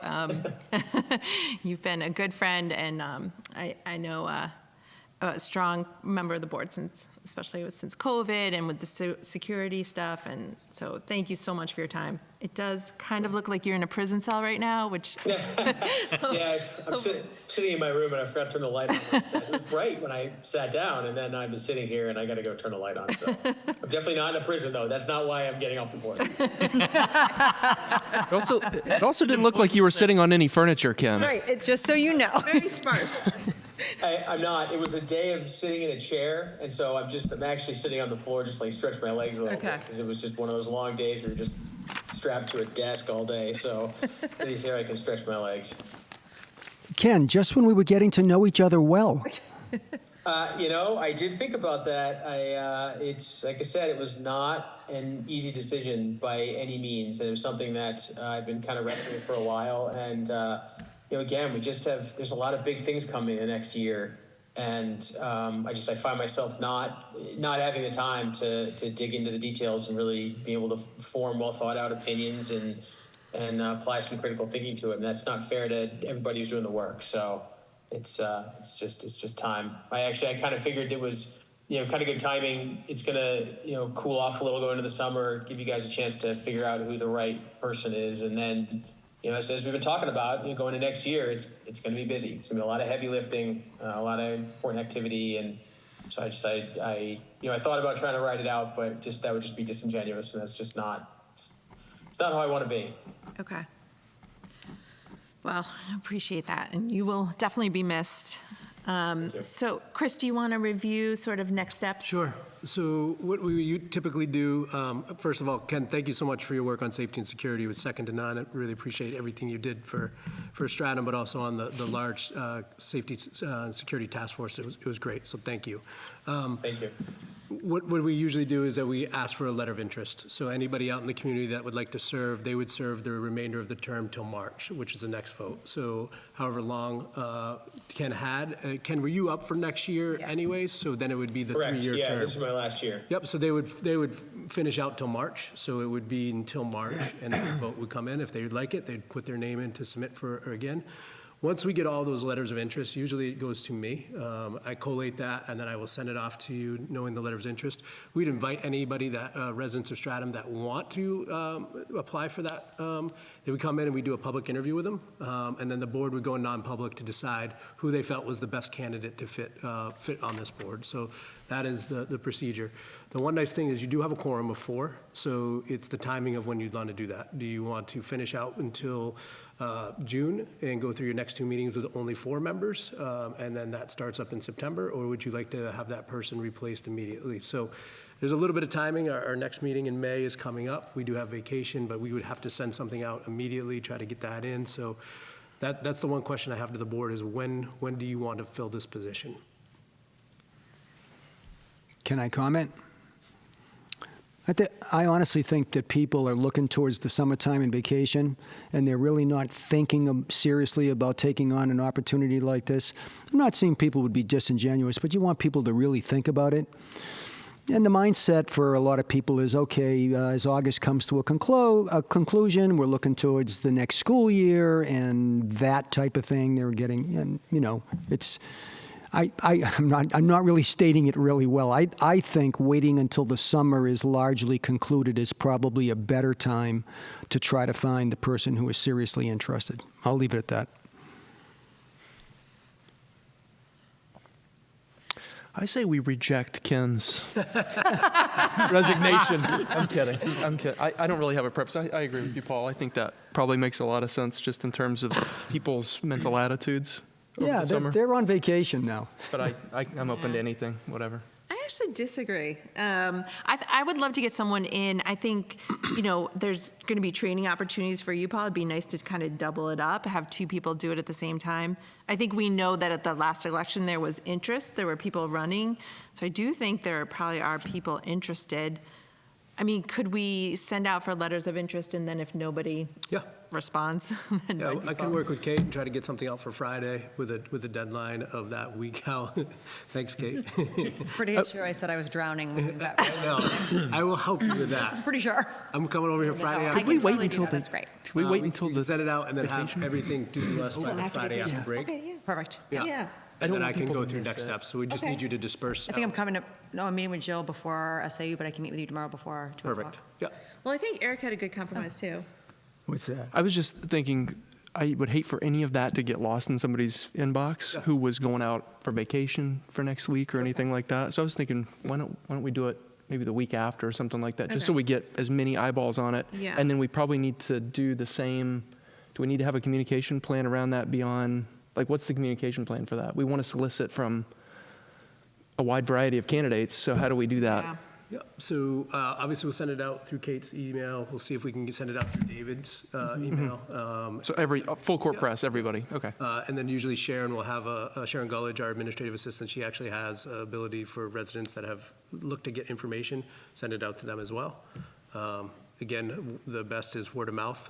People hear this and know that it's out there. That we typically are not looking. People will apply for that. And then we can let them know to be ready for the May board meeting. I can put it in the summary also. So it would go out to all of the channels that I mentioned earlier.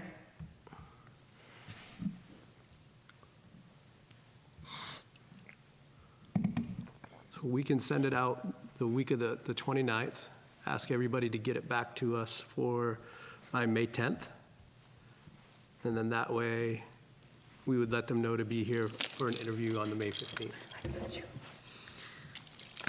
I'm also one vote. I can be voted down too if people think it's too rushed, or Kate, if you think it's too crazy. Absolutely not. I think it's a agree with great you. idea. I think I would prefer to get somebody in, especially if they're going to be new, that would give them just a few more months to really understand what was going on. Okay.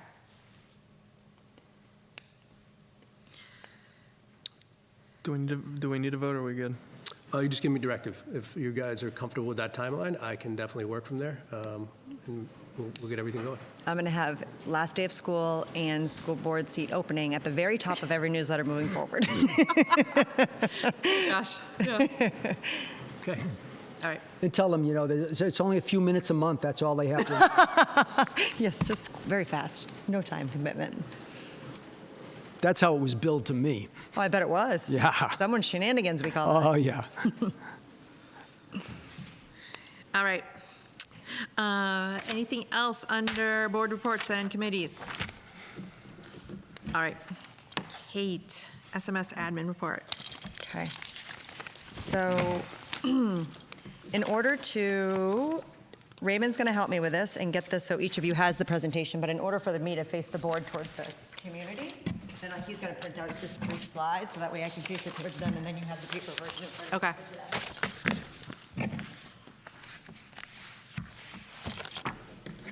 What I call communications.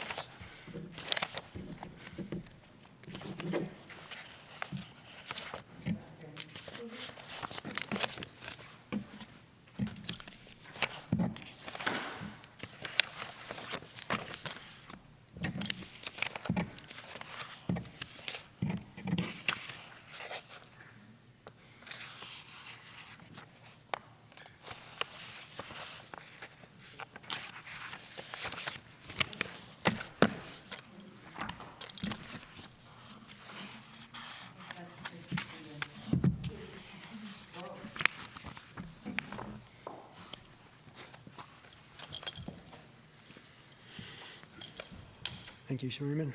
My pleasure. Excuse me, sir. Yes, sir. Food service, I'm hungry.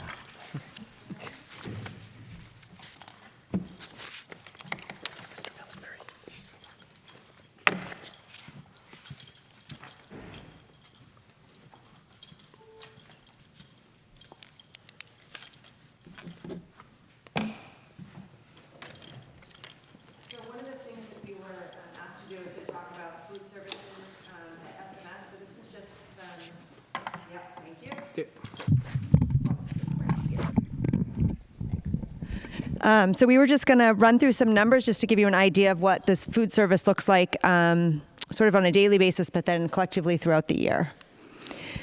So we wanted to provide sort of a scope of what it was like prior to COVID and then after COVID, because there are pretty significant implications that the food service department has been dealing with since COVID. So if you look across, it's from 18-19 to the current year. The number of breakfasts, lunches, and the total served per year. You'll notice there's some notes in those. For example, in 1920, the total is obviously much smaller than the other years. That's because school ended for us on March 13th. So there's some obvious, just calling out why it popped up as different. Also in 2021, you'll note on the far right where it says we had blue-white days. So we were serving half of the students every day. So you would expect there to be less meals served. And then in 21-22, the federal government subsidized all meals, and so it was free breakfast and lunch to all students, and so you see the dramatic increase as well. Outside of that, you would notice there's more consistency if you're looking at a typical year. These numbers were as of March 24th of this year.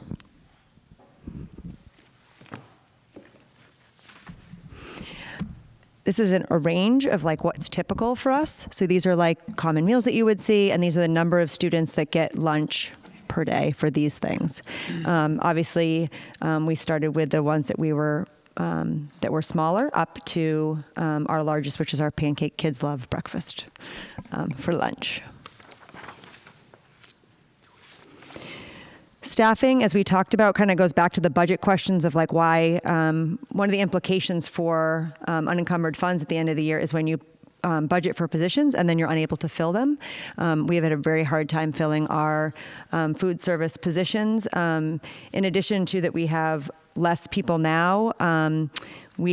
They're working less hours, so it's less people, less hours, and we've gone through a lot of people. It was pretty consistent for about 20 years, the same people, and now we have new people pretty consistently. Currently, your lunch costs $3.35. That number is really guided by what we're reimbursed by the federal government because we're bound by free and reduced costs, like the equation.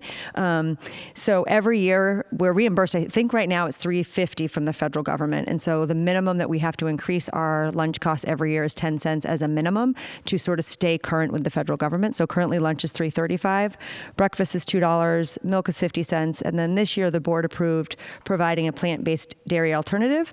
It is currently soy milk, and it's $1.50.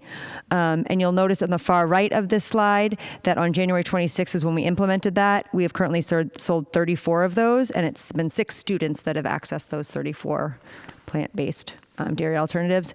And currently our free and reduced students is 5.66% at 31 students.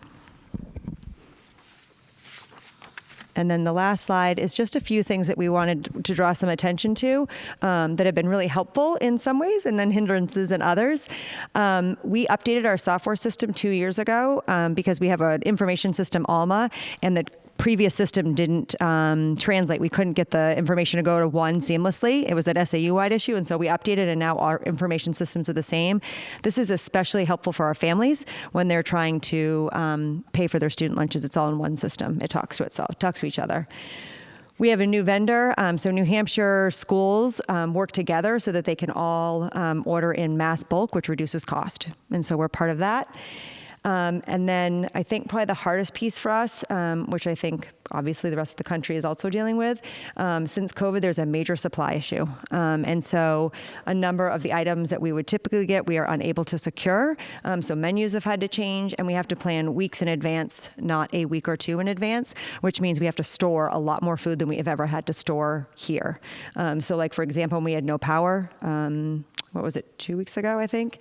That's a concern for us here because we don't have a generator that is backup, and we have a ton of food that we now store that we did not store before, both in our freezer and our refrigerators. So we just thought that that was an important piece to mention when we're thinking about our food service program as of right now. And thank you, Ann Walsh, for compiling all of this for us. I don't know if anybody on the board has any questions about that. I was just going to ask Kate, it looked like the amount of meals served in like 18, 19, this is very similar to what we're seeing last year and then what we'll probably end up with this year. Yeah. But you're able to do it with like one fewer part-time person. I wouldn't. And fewer hours. How? Why? Because Ann Walsh is a salaried employee. That's why, right? I mean, we used to have someone else that would come. So the person that's missing currently right now is someone that cooks the meals. She is now cooking the meals. So that's kind of she's the second person in the building right behind me every day. Got it. It has been posted. We have interviewed. We've had people start. We've had people last 2 months. We've had people last 2 weeks. We've had a person last 2 days. Right. Got it.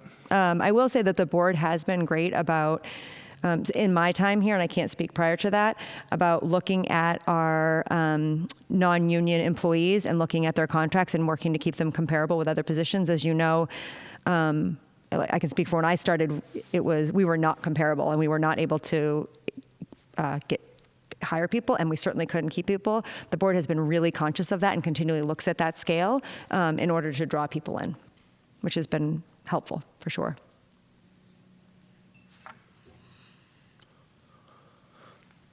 Yeah, I remember comparables were tough. Yeah.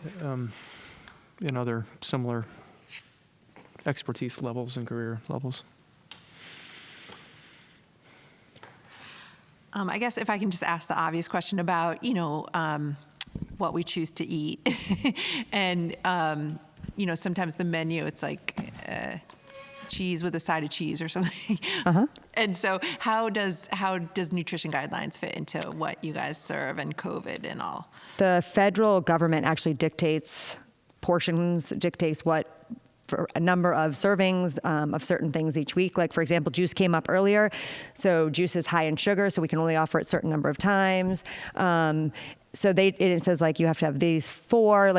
So we are also not a pick what you want. Kids must have certain things every day. So when they go up, they can't say, I just want 2 servings of pasta. They must also take the vegetable. They must also take the fruit. Because the federal government is really clear that if you're going to be part of the free and reduced program, that you have to be able to ensure you're giving meals that have all different food groups in them.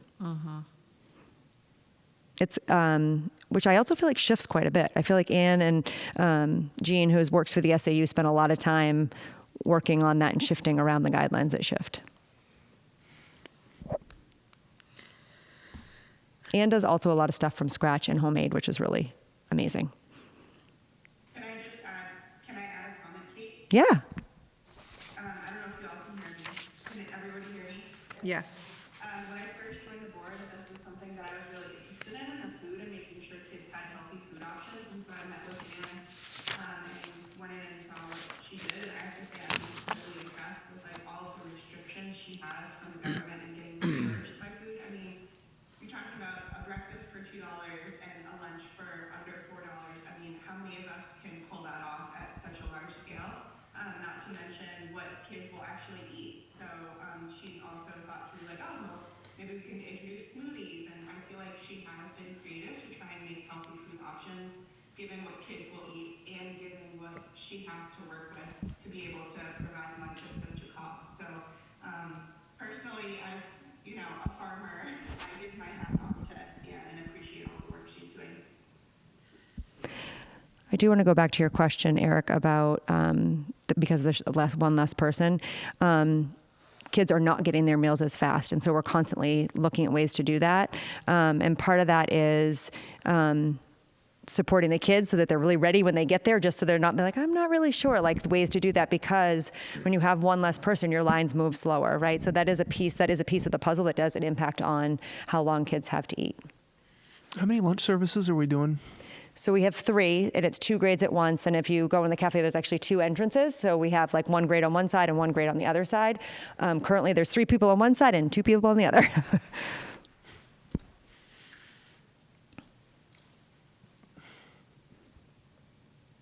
I don't know if anybody else has any other questions from the board. Anything else? All right. Thank you so much, Kate. Yeah, of course. And I know Kate included the admin report. Anybody have any questions or comments? Or Kate, did you want to add anything? I don't think there's anything unless you have on there. I think it was like a week and a half ago, so I don't think much has changed.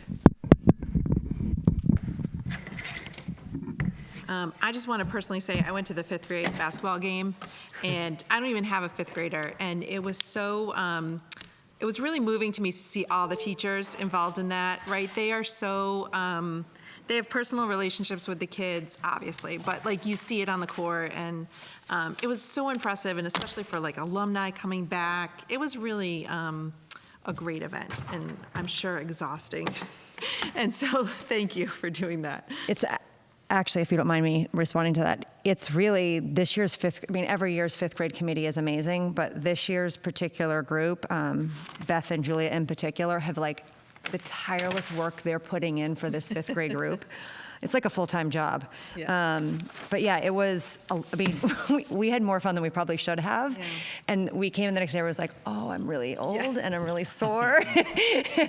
And there were 97 5th graders. Yeah. And I think we had 22 staff. And in order for all of the students to get really a number of times out, because we switch every 2 minutes, we did 30-minute halves, which I'm like, college basketball plays 20-minute halves. Why are we?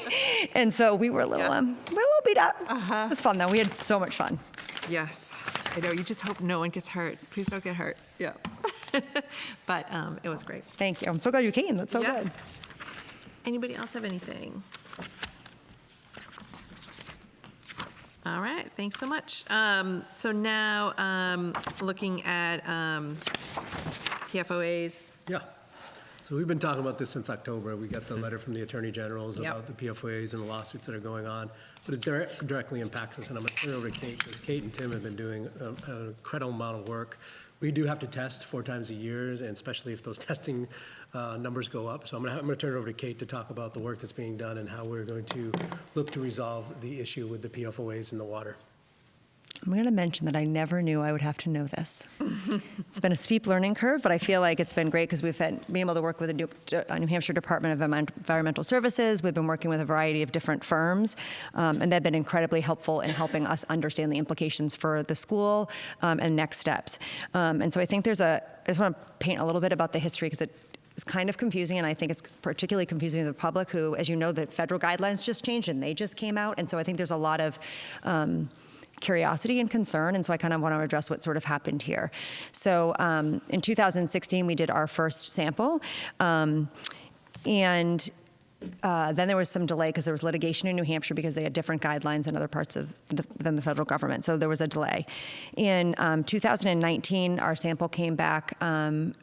It was too high parts per trillion in just the PFOA, not the PFOS, which is important. There's a distinction.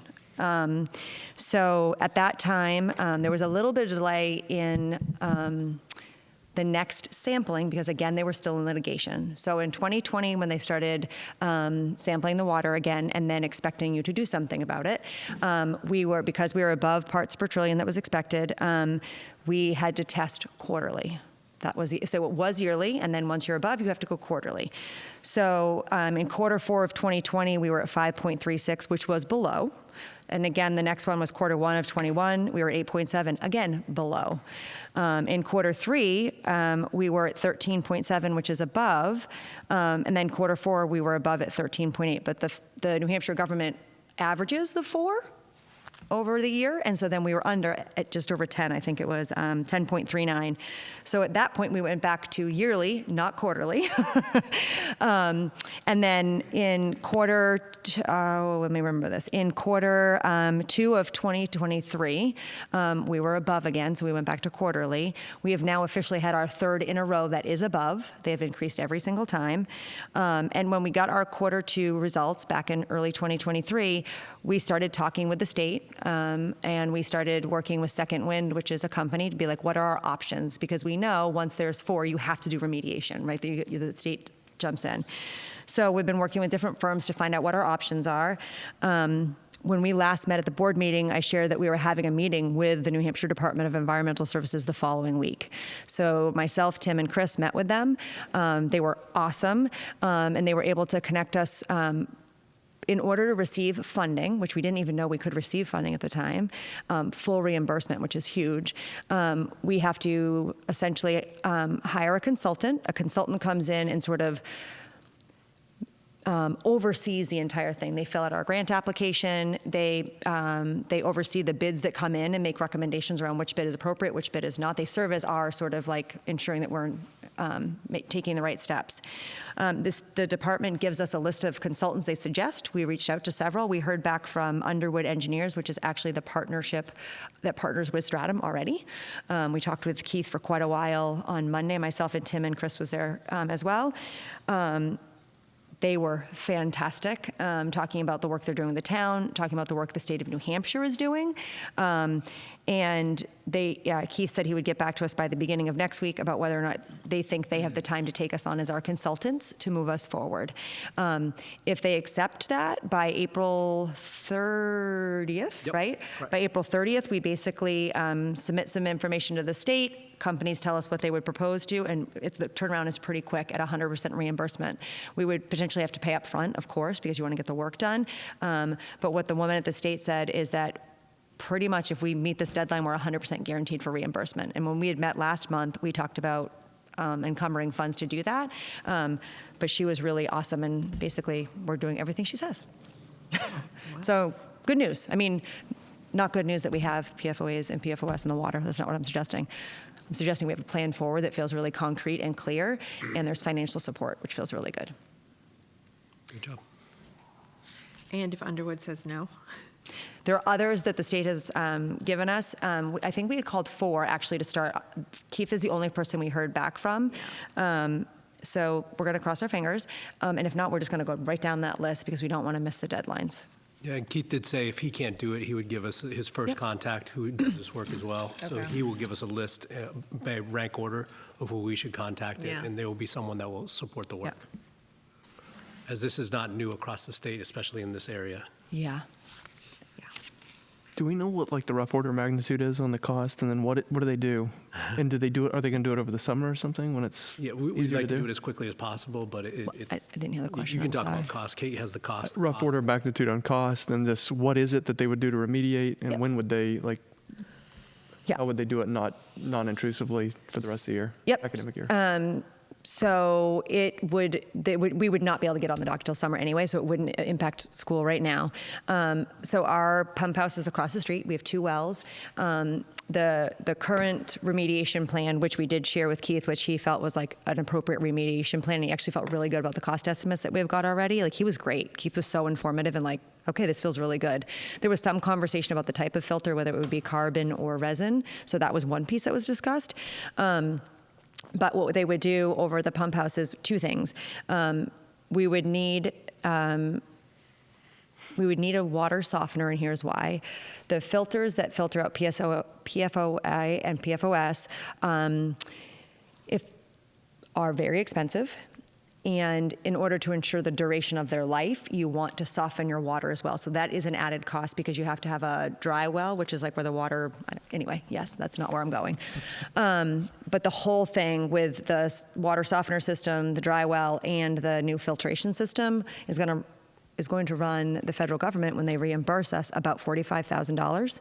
If in the end, the plan that Second Wind proposed is what Keith thinks is best, that's what that ballpark would be. Again, it goes out to multiple vendors. So. And then how long are those filters good for? I'm sure. So there's like operational costs beyond what I'm sure we're going to be reimbursed for, right? Yep. So we talked about that. The filters are actually, if you get the softener system, it's a 20-year filter. If you get the water softener system. And what Keith was really clear about is this is a short-term solution. He was like really, really clear because of the long-term operational cost for something like this, and because they anticipate that the numbers increase, don't decrease, PFOAs and PFOSs, which then ties into the town's plan, which is what we would need to start collaborating with the town on this on some level, hopefully, right? There has to be a long-term solution for the town as well, and our hope would be that we would be a parallel solution for that. Because of upkeep and replacement and things. Is the water softener part of the grant? Yes, because it's basically required in order for the system to work well and to be guaranteed and warranted. And you sound very confident. I'm not. No, you sound very confident that they'll pay us back. Yes, the woman at the New Hampshire Department of Environmental Everybody Services. feel comfortable with that? So she was very clear, and at our last board meeting, the board voted to encumber funds because we didn't even know there was grant funds available. We just found that out the following week when we had our meeting with the New Hampshire Department of Environmental Services. What are you not confident in? Anything about this information? I don't know. I mean, no, I'm confident. Let me rephrase that. I'm very confident in what I just presented to you. I don't understand the science of it or like why you would go with a carbon filter versus a resin filter. That is not my area of expertise. I got to go home and look up PFOA. It's a chemical. Yes. My water? We talked about this. Yeah. It probably is. Mm-hmm. Yeah. So. What's one more filter? We did, I should have clarified, we did order new filters. So we have 2 of our bubblers in the building, only 2 have filtration systems, and we ordered new filtrations that does filter out for that. They're hard to find and hard to come by, and they're relatively new, but we did for the 2 bubblers that have that ability. The other ones don't. I mean, they're older, and they just don't have a filtration system on them. So those 2 bubblers but are kids getting water? Yeah. Yeah. Yeah, and the kitchen probably doesn't have it either, right? No. Yeah, right. Anything from you guys? All right. Thank you, Kate, for doing all that research. I'm definitely interested to hear what Underwood says next week. Yeah. Yes. Okay. Communications discussion? I think we covered that with Sophie. Okay. And new business, cafeteria floor repairs. Yeah. Kate's always good news. I'll turn that back over to her. Seriously, yeah. So earlier this year, we had some property destruction in the cafeteria, some tiles on the floor. At the time, we attempted to repair it ourselves. It was, I think, 8 tiles, just ripped up off the floor. So we had extra tiles. They don't match. It doesn't matter, right? It's cafeteria floor. Unfortunately, they started lifting pretty quickly, and then they lifted the tiles around the ones that we had put down. So we brought in a flooring company to come, what's going on? The company that we work with pretty frequently. The floor is 35 years old, and it has been waxed and stripped over, multiple times a year for 35 years. So it's basically one piece of tile now. That's just the reality of what happens. So it's continuing to lift, and we have a bigger and larger spot that doesn't have tiles, or we keep trying to patch it. So we looked into what our options are for a solution. And we got 3 quotes based on need. So a couple of things that also play into this that I think the board would want to be aware of, so I'm just going to paint the whole picture. Because we were just talking about PFOAs and PFOSs, stripper and wax contain both of those chemicals. So every time we strip the floor and we wax the floor, we're putting those chemicals down in the building. And when we strip the floor, we have the chemicals, but we historically, until 2 years ago, used to just dump them down our drains because that's what everybody did. Well, now we have to dispose of them properly, which means we have to pay for them and then pay for disposal every time we use those chemicals in the building. So in talking about the cafeteria floor, we were talking about then what's a better solution? Because why are we going to put down more tiles that we're just going to have to continue to wax and strip and deal with those chemicals that are costly and not good for us to be around, right? So, and on top of that, another factor is there's moisture. The building is 35 years old. So whatever we decide to do, we have to put a moisture tape down that absorbs the moisture to prevent future lifting, which is fine. So we had 3 different people come in and giving us different materials and different quotes. The first one was Gorman Thomas Flooring, which is out of Manchester. They've done some work for us before. Their recommendation was the tape for the moisture, which we did have a moisture test to prove that they were right, because we were like, are they lying to us? So we had a moisture test done. And the flooring, and their quote came in at the entire cafeteria at $92,000. That was the first quote. And I was like, oh, can we get some other ones? So we did some other ones, and we called Cudges, which is local. Cudges came in, and their quote, if we do a flooring that does not require stripping and waxing, their quote is at $78,000. If we went with VCT, which is what's currently down, and then we waxed and stripped, the quote is $55,000. So then we got a third quote from Triform, which is out of Hampstead, and they gave us a quote if we do MCT, which is an eco-friendly, no wax, no stripping, 30-year warranty, at $42,000. And that includes the moisture tape. Our feeling is that just like when you have a small addition on your house, companies are gonna be like, I'm gonna give you a wild, outrageous price because we don't actually want your job, but if you're willing to pay for it, we'll do it. I think that's kind of what happened here. And then when you have smaller companies that are like, yeah, we need the work, they are a little bit more reasonable with their quotes. Wow. That last one seemed to be a good price. Long warranty, what is it? It's called MCT, which is it's a type of vinyl. So it's similar to what we have, but it doesn't require any stripping and waxing, which is what I think would be ideal. Vinyl tiles? Yes, it is a tile floor. It's going down on a cement substrate, correct? Yes. And the cement substrate has moisture in it? Yes. Yeah. I experienced that same situation at my last home. A lot of people have. And what I did was I had the floor stripped and prepared and epoxied, and it worked out fantastically, just fantastic. So I'm surprised one of these flooring experts didn't recommend epoxy. I'm happy to bring it up. Yeah, the new epoxies are unbelievable, and people use them in garages all the time. Sure. Maybe to Paul's point, did we suggest what the scope of work should be, or did we just come in and say, or did they come in and provide guidance? They provide guidance, right? So we say, this is our issue. They come in and they price it out and they make recommendations. So for example, And they give you like the difference, but the different materials. Like if you want, I mean, we could go luxury and we could get like hard tiles like I had in my previous school. Like we don't want to do that in a cafeteria, right? Like we're trying to find things that are like durable, long-term, you know, and I think the other piece that Tim and I talked a lot about, and it kind of goes to your point earlier today, Paul, is that finding people to be custodians is really, really challenging. As you know, in SAU 16, they're using independent firms at this point because we can't fill the positions. If we can reduce some of the stuff like waxing and stripping, right? I mean, you're saving money on wax and stripping. You don't have to have someone actually do the labor to do it. We're not using the chemicals, and there's a warranty. It's just like we've been weighing like a variety of factors and trying to make sense of like what is the right thing to do to replace the floor. We could continue to try to repair it, but if we're spending $5,500, $6,000, $8,000 every year to do that as it gets bigger, it just seems really, and we're waxing and stripping. So I'm just bringing you all the options as it's a board decision. Paul, is what I'm thinking about when you talk about the epoxy, like when you have in your garage perhaps, and you paint with the epoxy, and it seals it, and it maybe has flecks in it or something for visual appeal? Or The new epoxies are incredible materials, okay? They're two-part epoxies, okay? It's not like the epoxy you remember. And they also, what they do is first of all, they prepare the floor for it, so they give it a light grind. So we're talking about the bare cement. So whatever's on that cement, whatever glue is on that, comes off.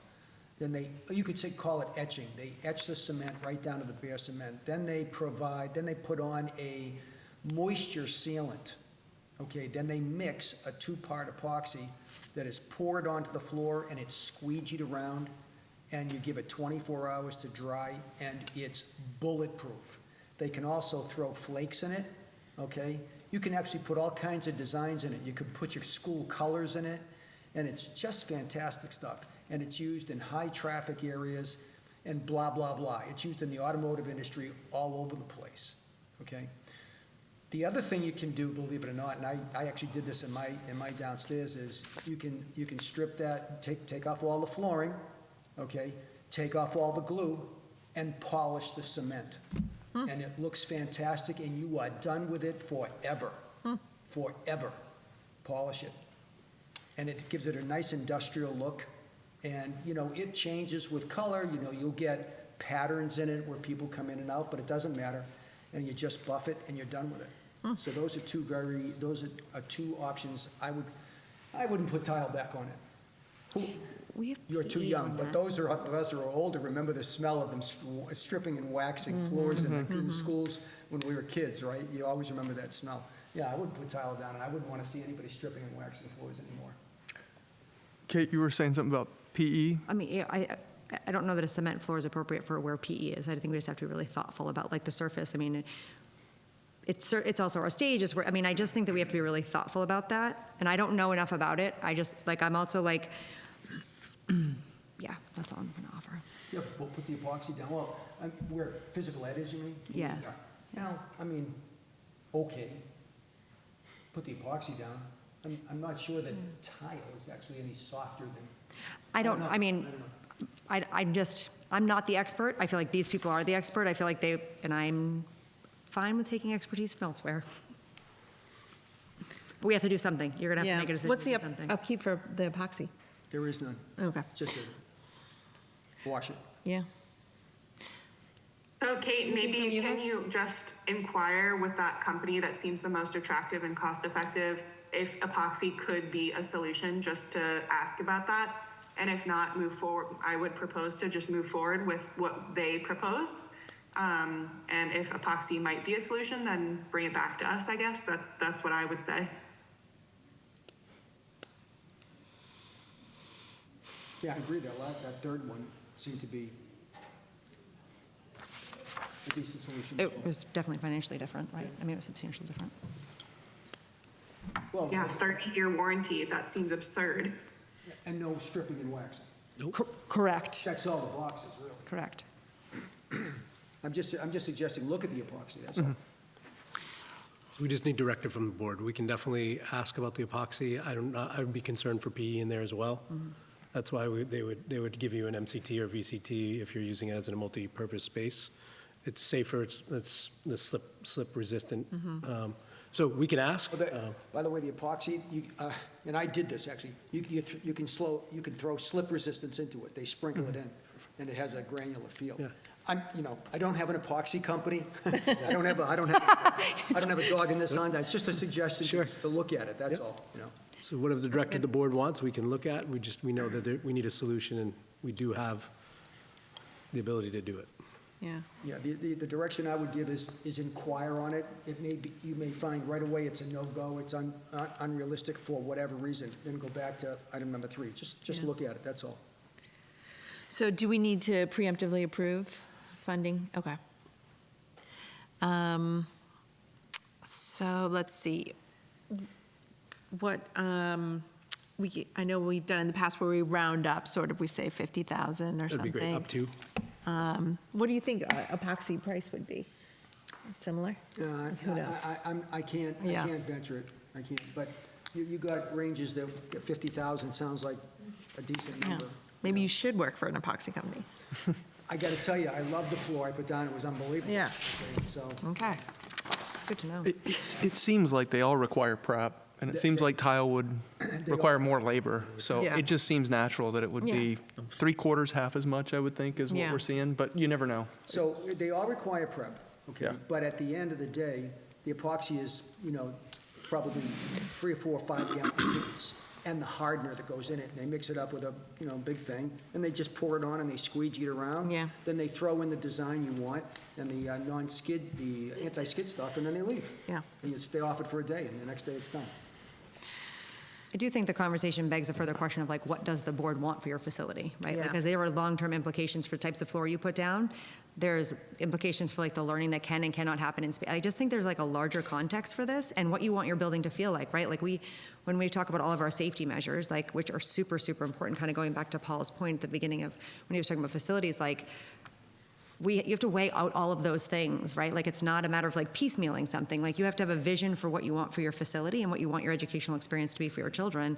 And flooring, while in my mind matters very little, it does matter in the bigger picture of your organization. And I think that that's part of why I like the idea of getting that information and bringing it back, because I don't have the expertise. But I feel like even when we get that, you have to think about that in the larger context of what you want for your building, right? Like we don't paint rooms bright red for a reason, right?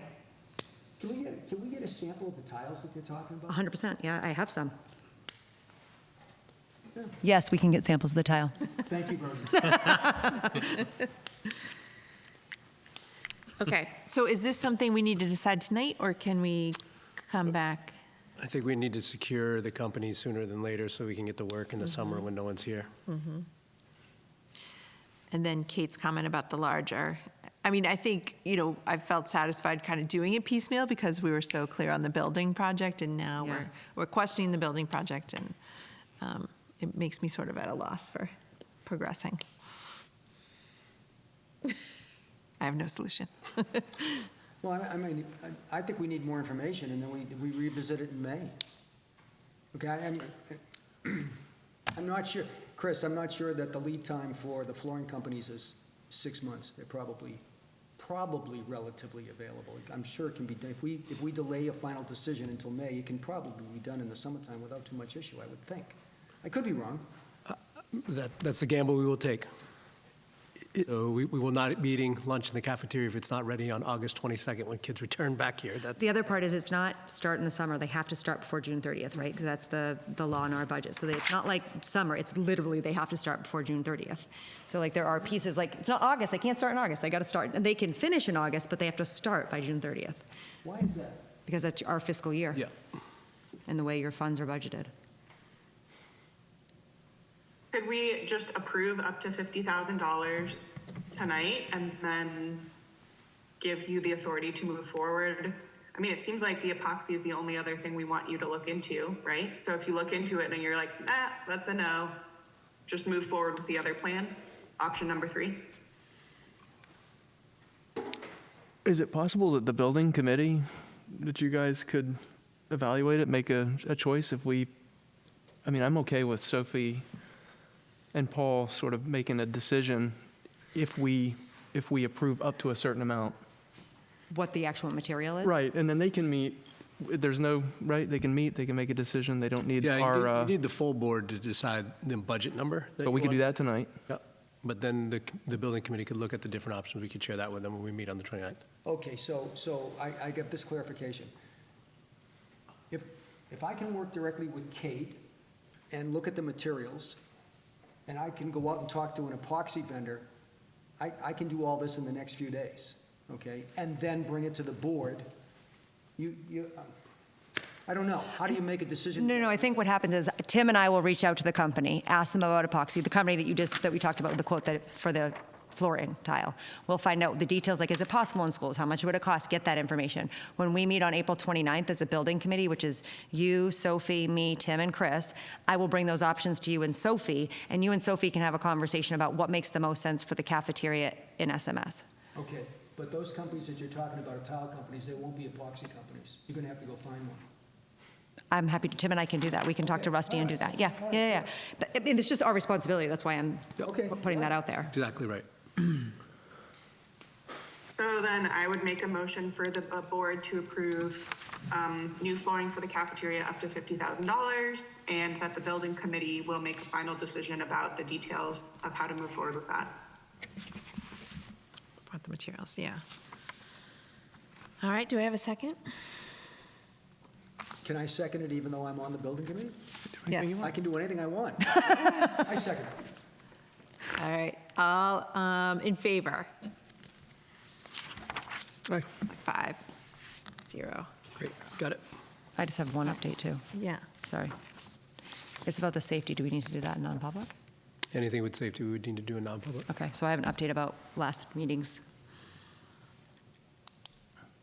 stuff.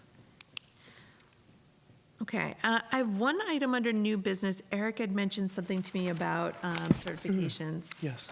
And did you want to bring that up? I don't know how best to ask the Okay. question, but I knew that we had some folks who were pursuing teacher Yep, certifications, and I want to see where we're Ms. at with Murray it. has worked with that. She did report back to Chair Davis back in January, February. Everyone is up to par where they need to be with their certification, so we're looking good. There's no question. Everything's been approved, it's been completed, or they So are we're on doing the track? certification process right now with all certified staff, but there was question of para certification, and those para certifications are up to where they need to be at this point.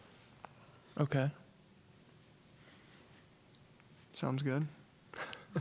I don't know enough about the process, but I know that it was a kind of a slow roll not a slow roll, but there were some challenges that were being overcome for a Yep, period and of all time. Those We finally- challenges have been overcome, Okay. and they are doing what needs to be done for certification at the state. Yep. Okay. Are we So, talking about the changes in background checks and security checks for certification? Oh, okay.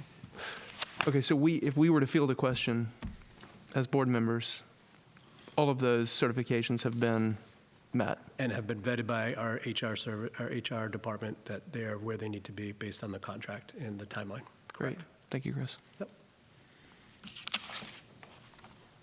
All right, anything else? New business? Okay. Our next meeting is the 15th, so we're sticking with the third Wednesday at 6 p.m. And then we'll be going into non-public under, C and Can you help me I. I can make a motion if you C want. and I, yeah. Mm-hmm. I move that we go into non-public session under RSA 91A3, section C and I. Second, right? Something. Can I get a second on that? Okay, and I think we have to roll call. Yeah. So Ken? Sophie? Aye. Say aye. Aye. Okay, so we're going to enter into non-public. Thank you very much. Do I have a motion to adjourn? All right, Paul.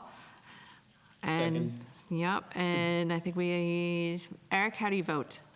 Approve. Okay, 4-0. All right, thank you so much, Ken.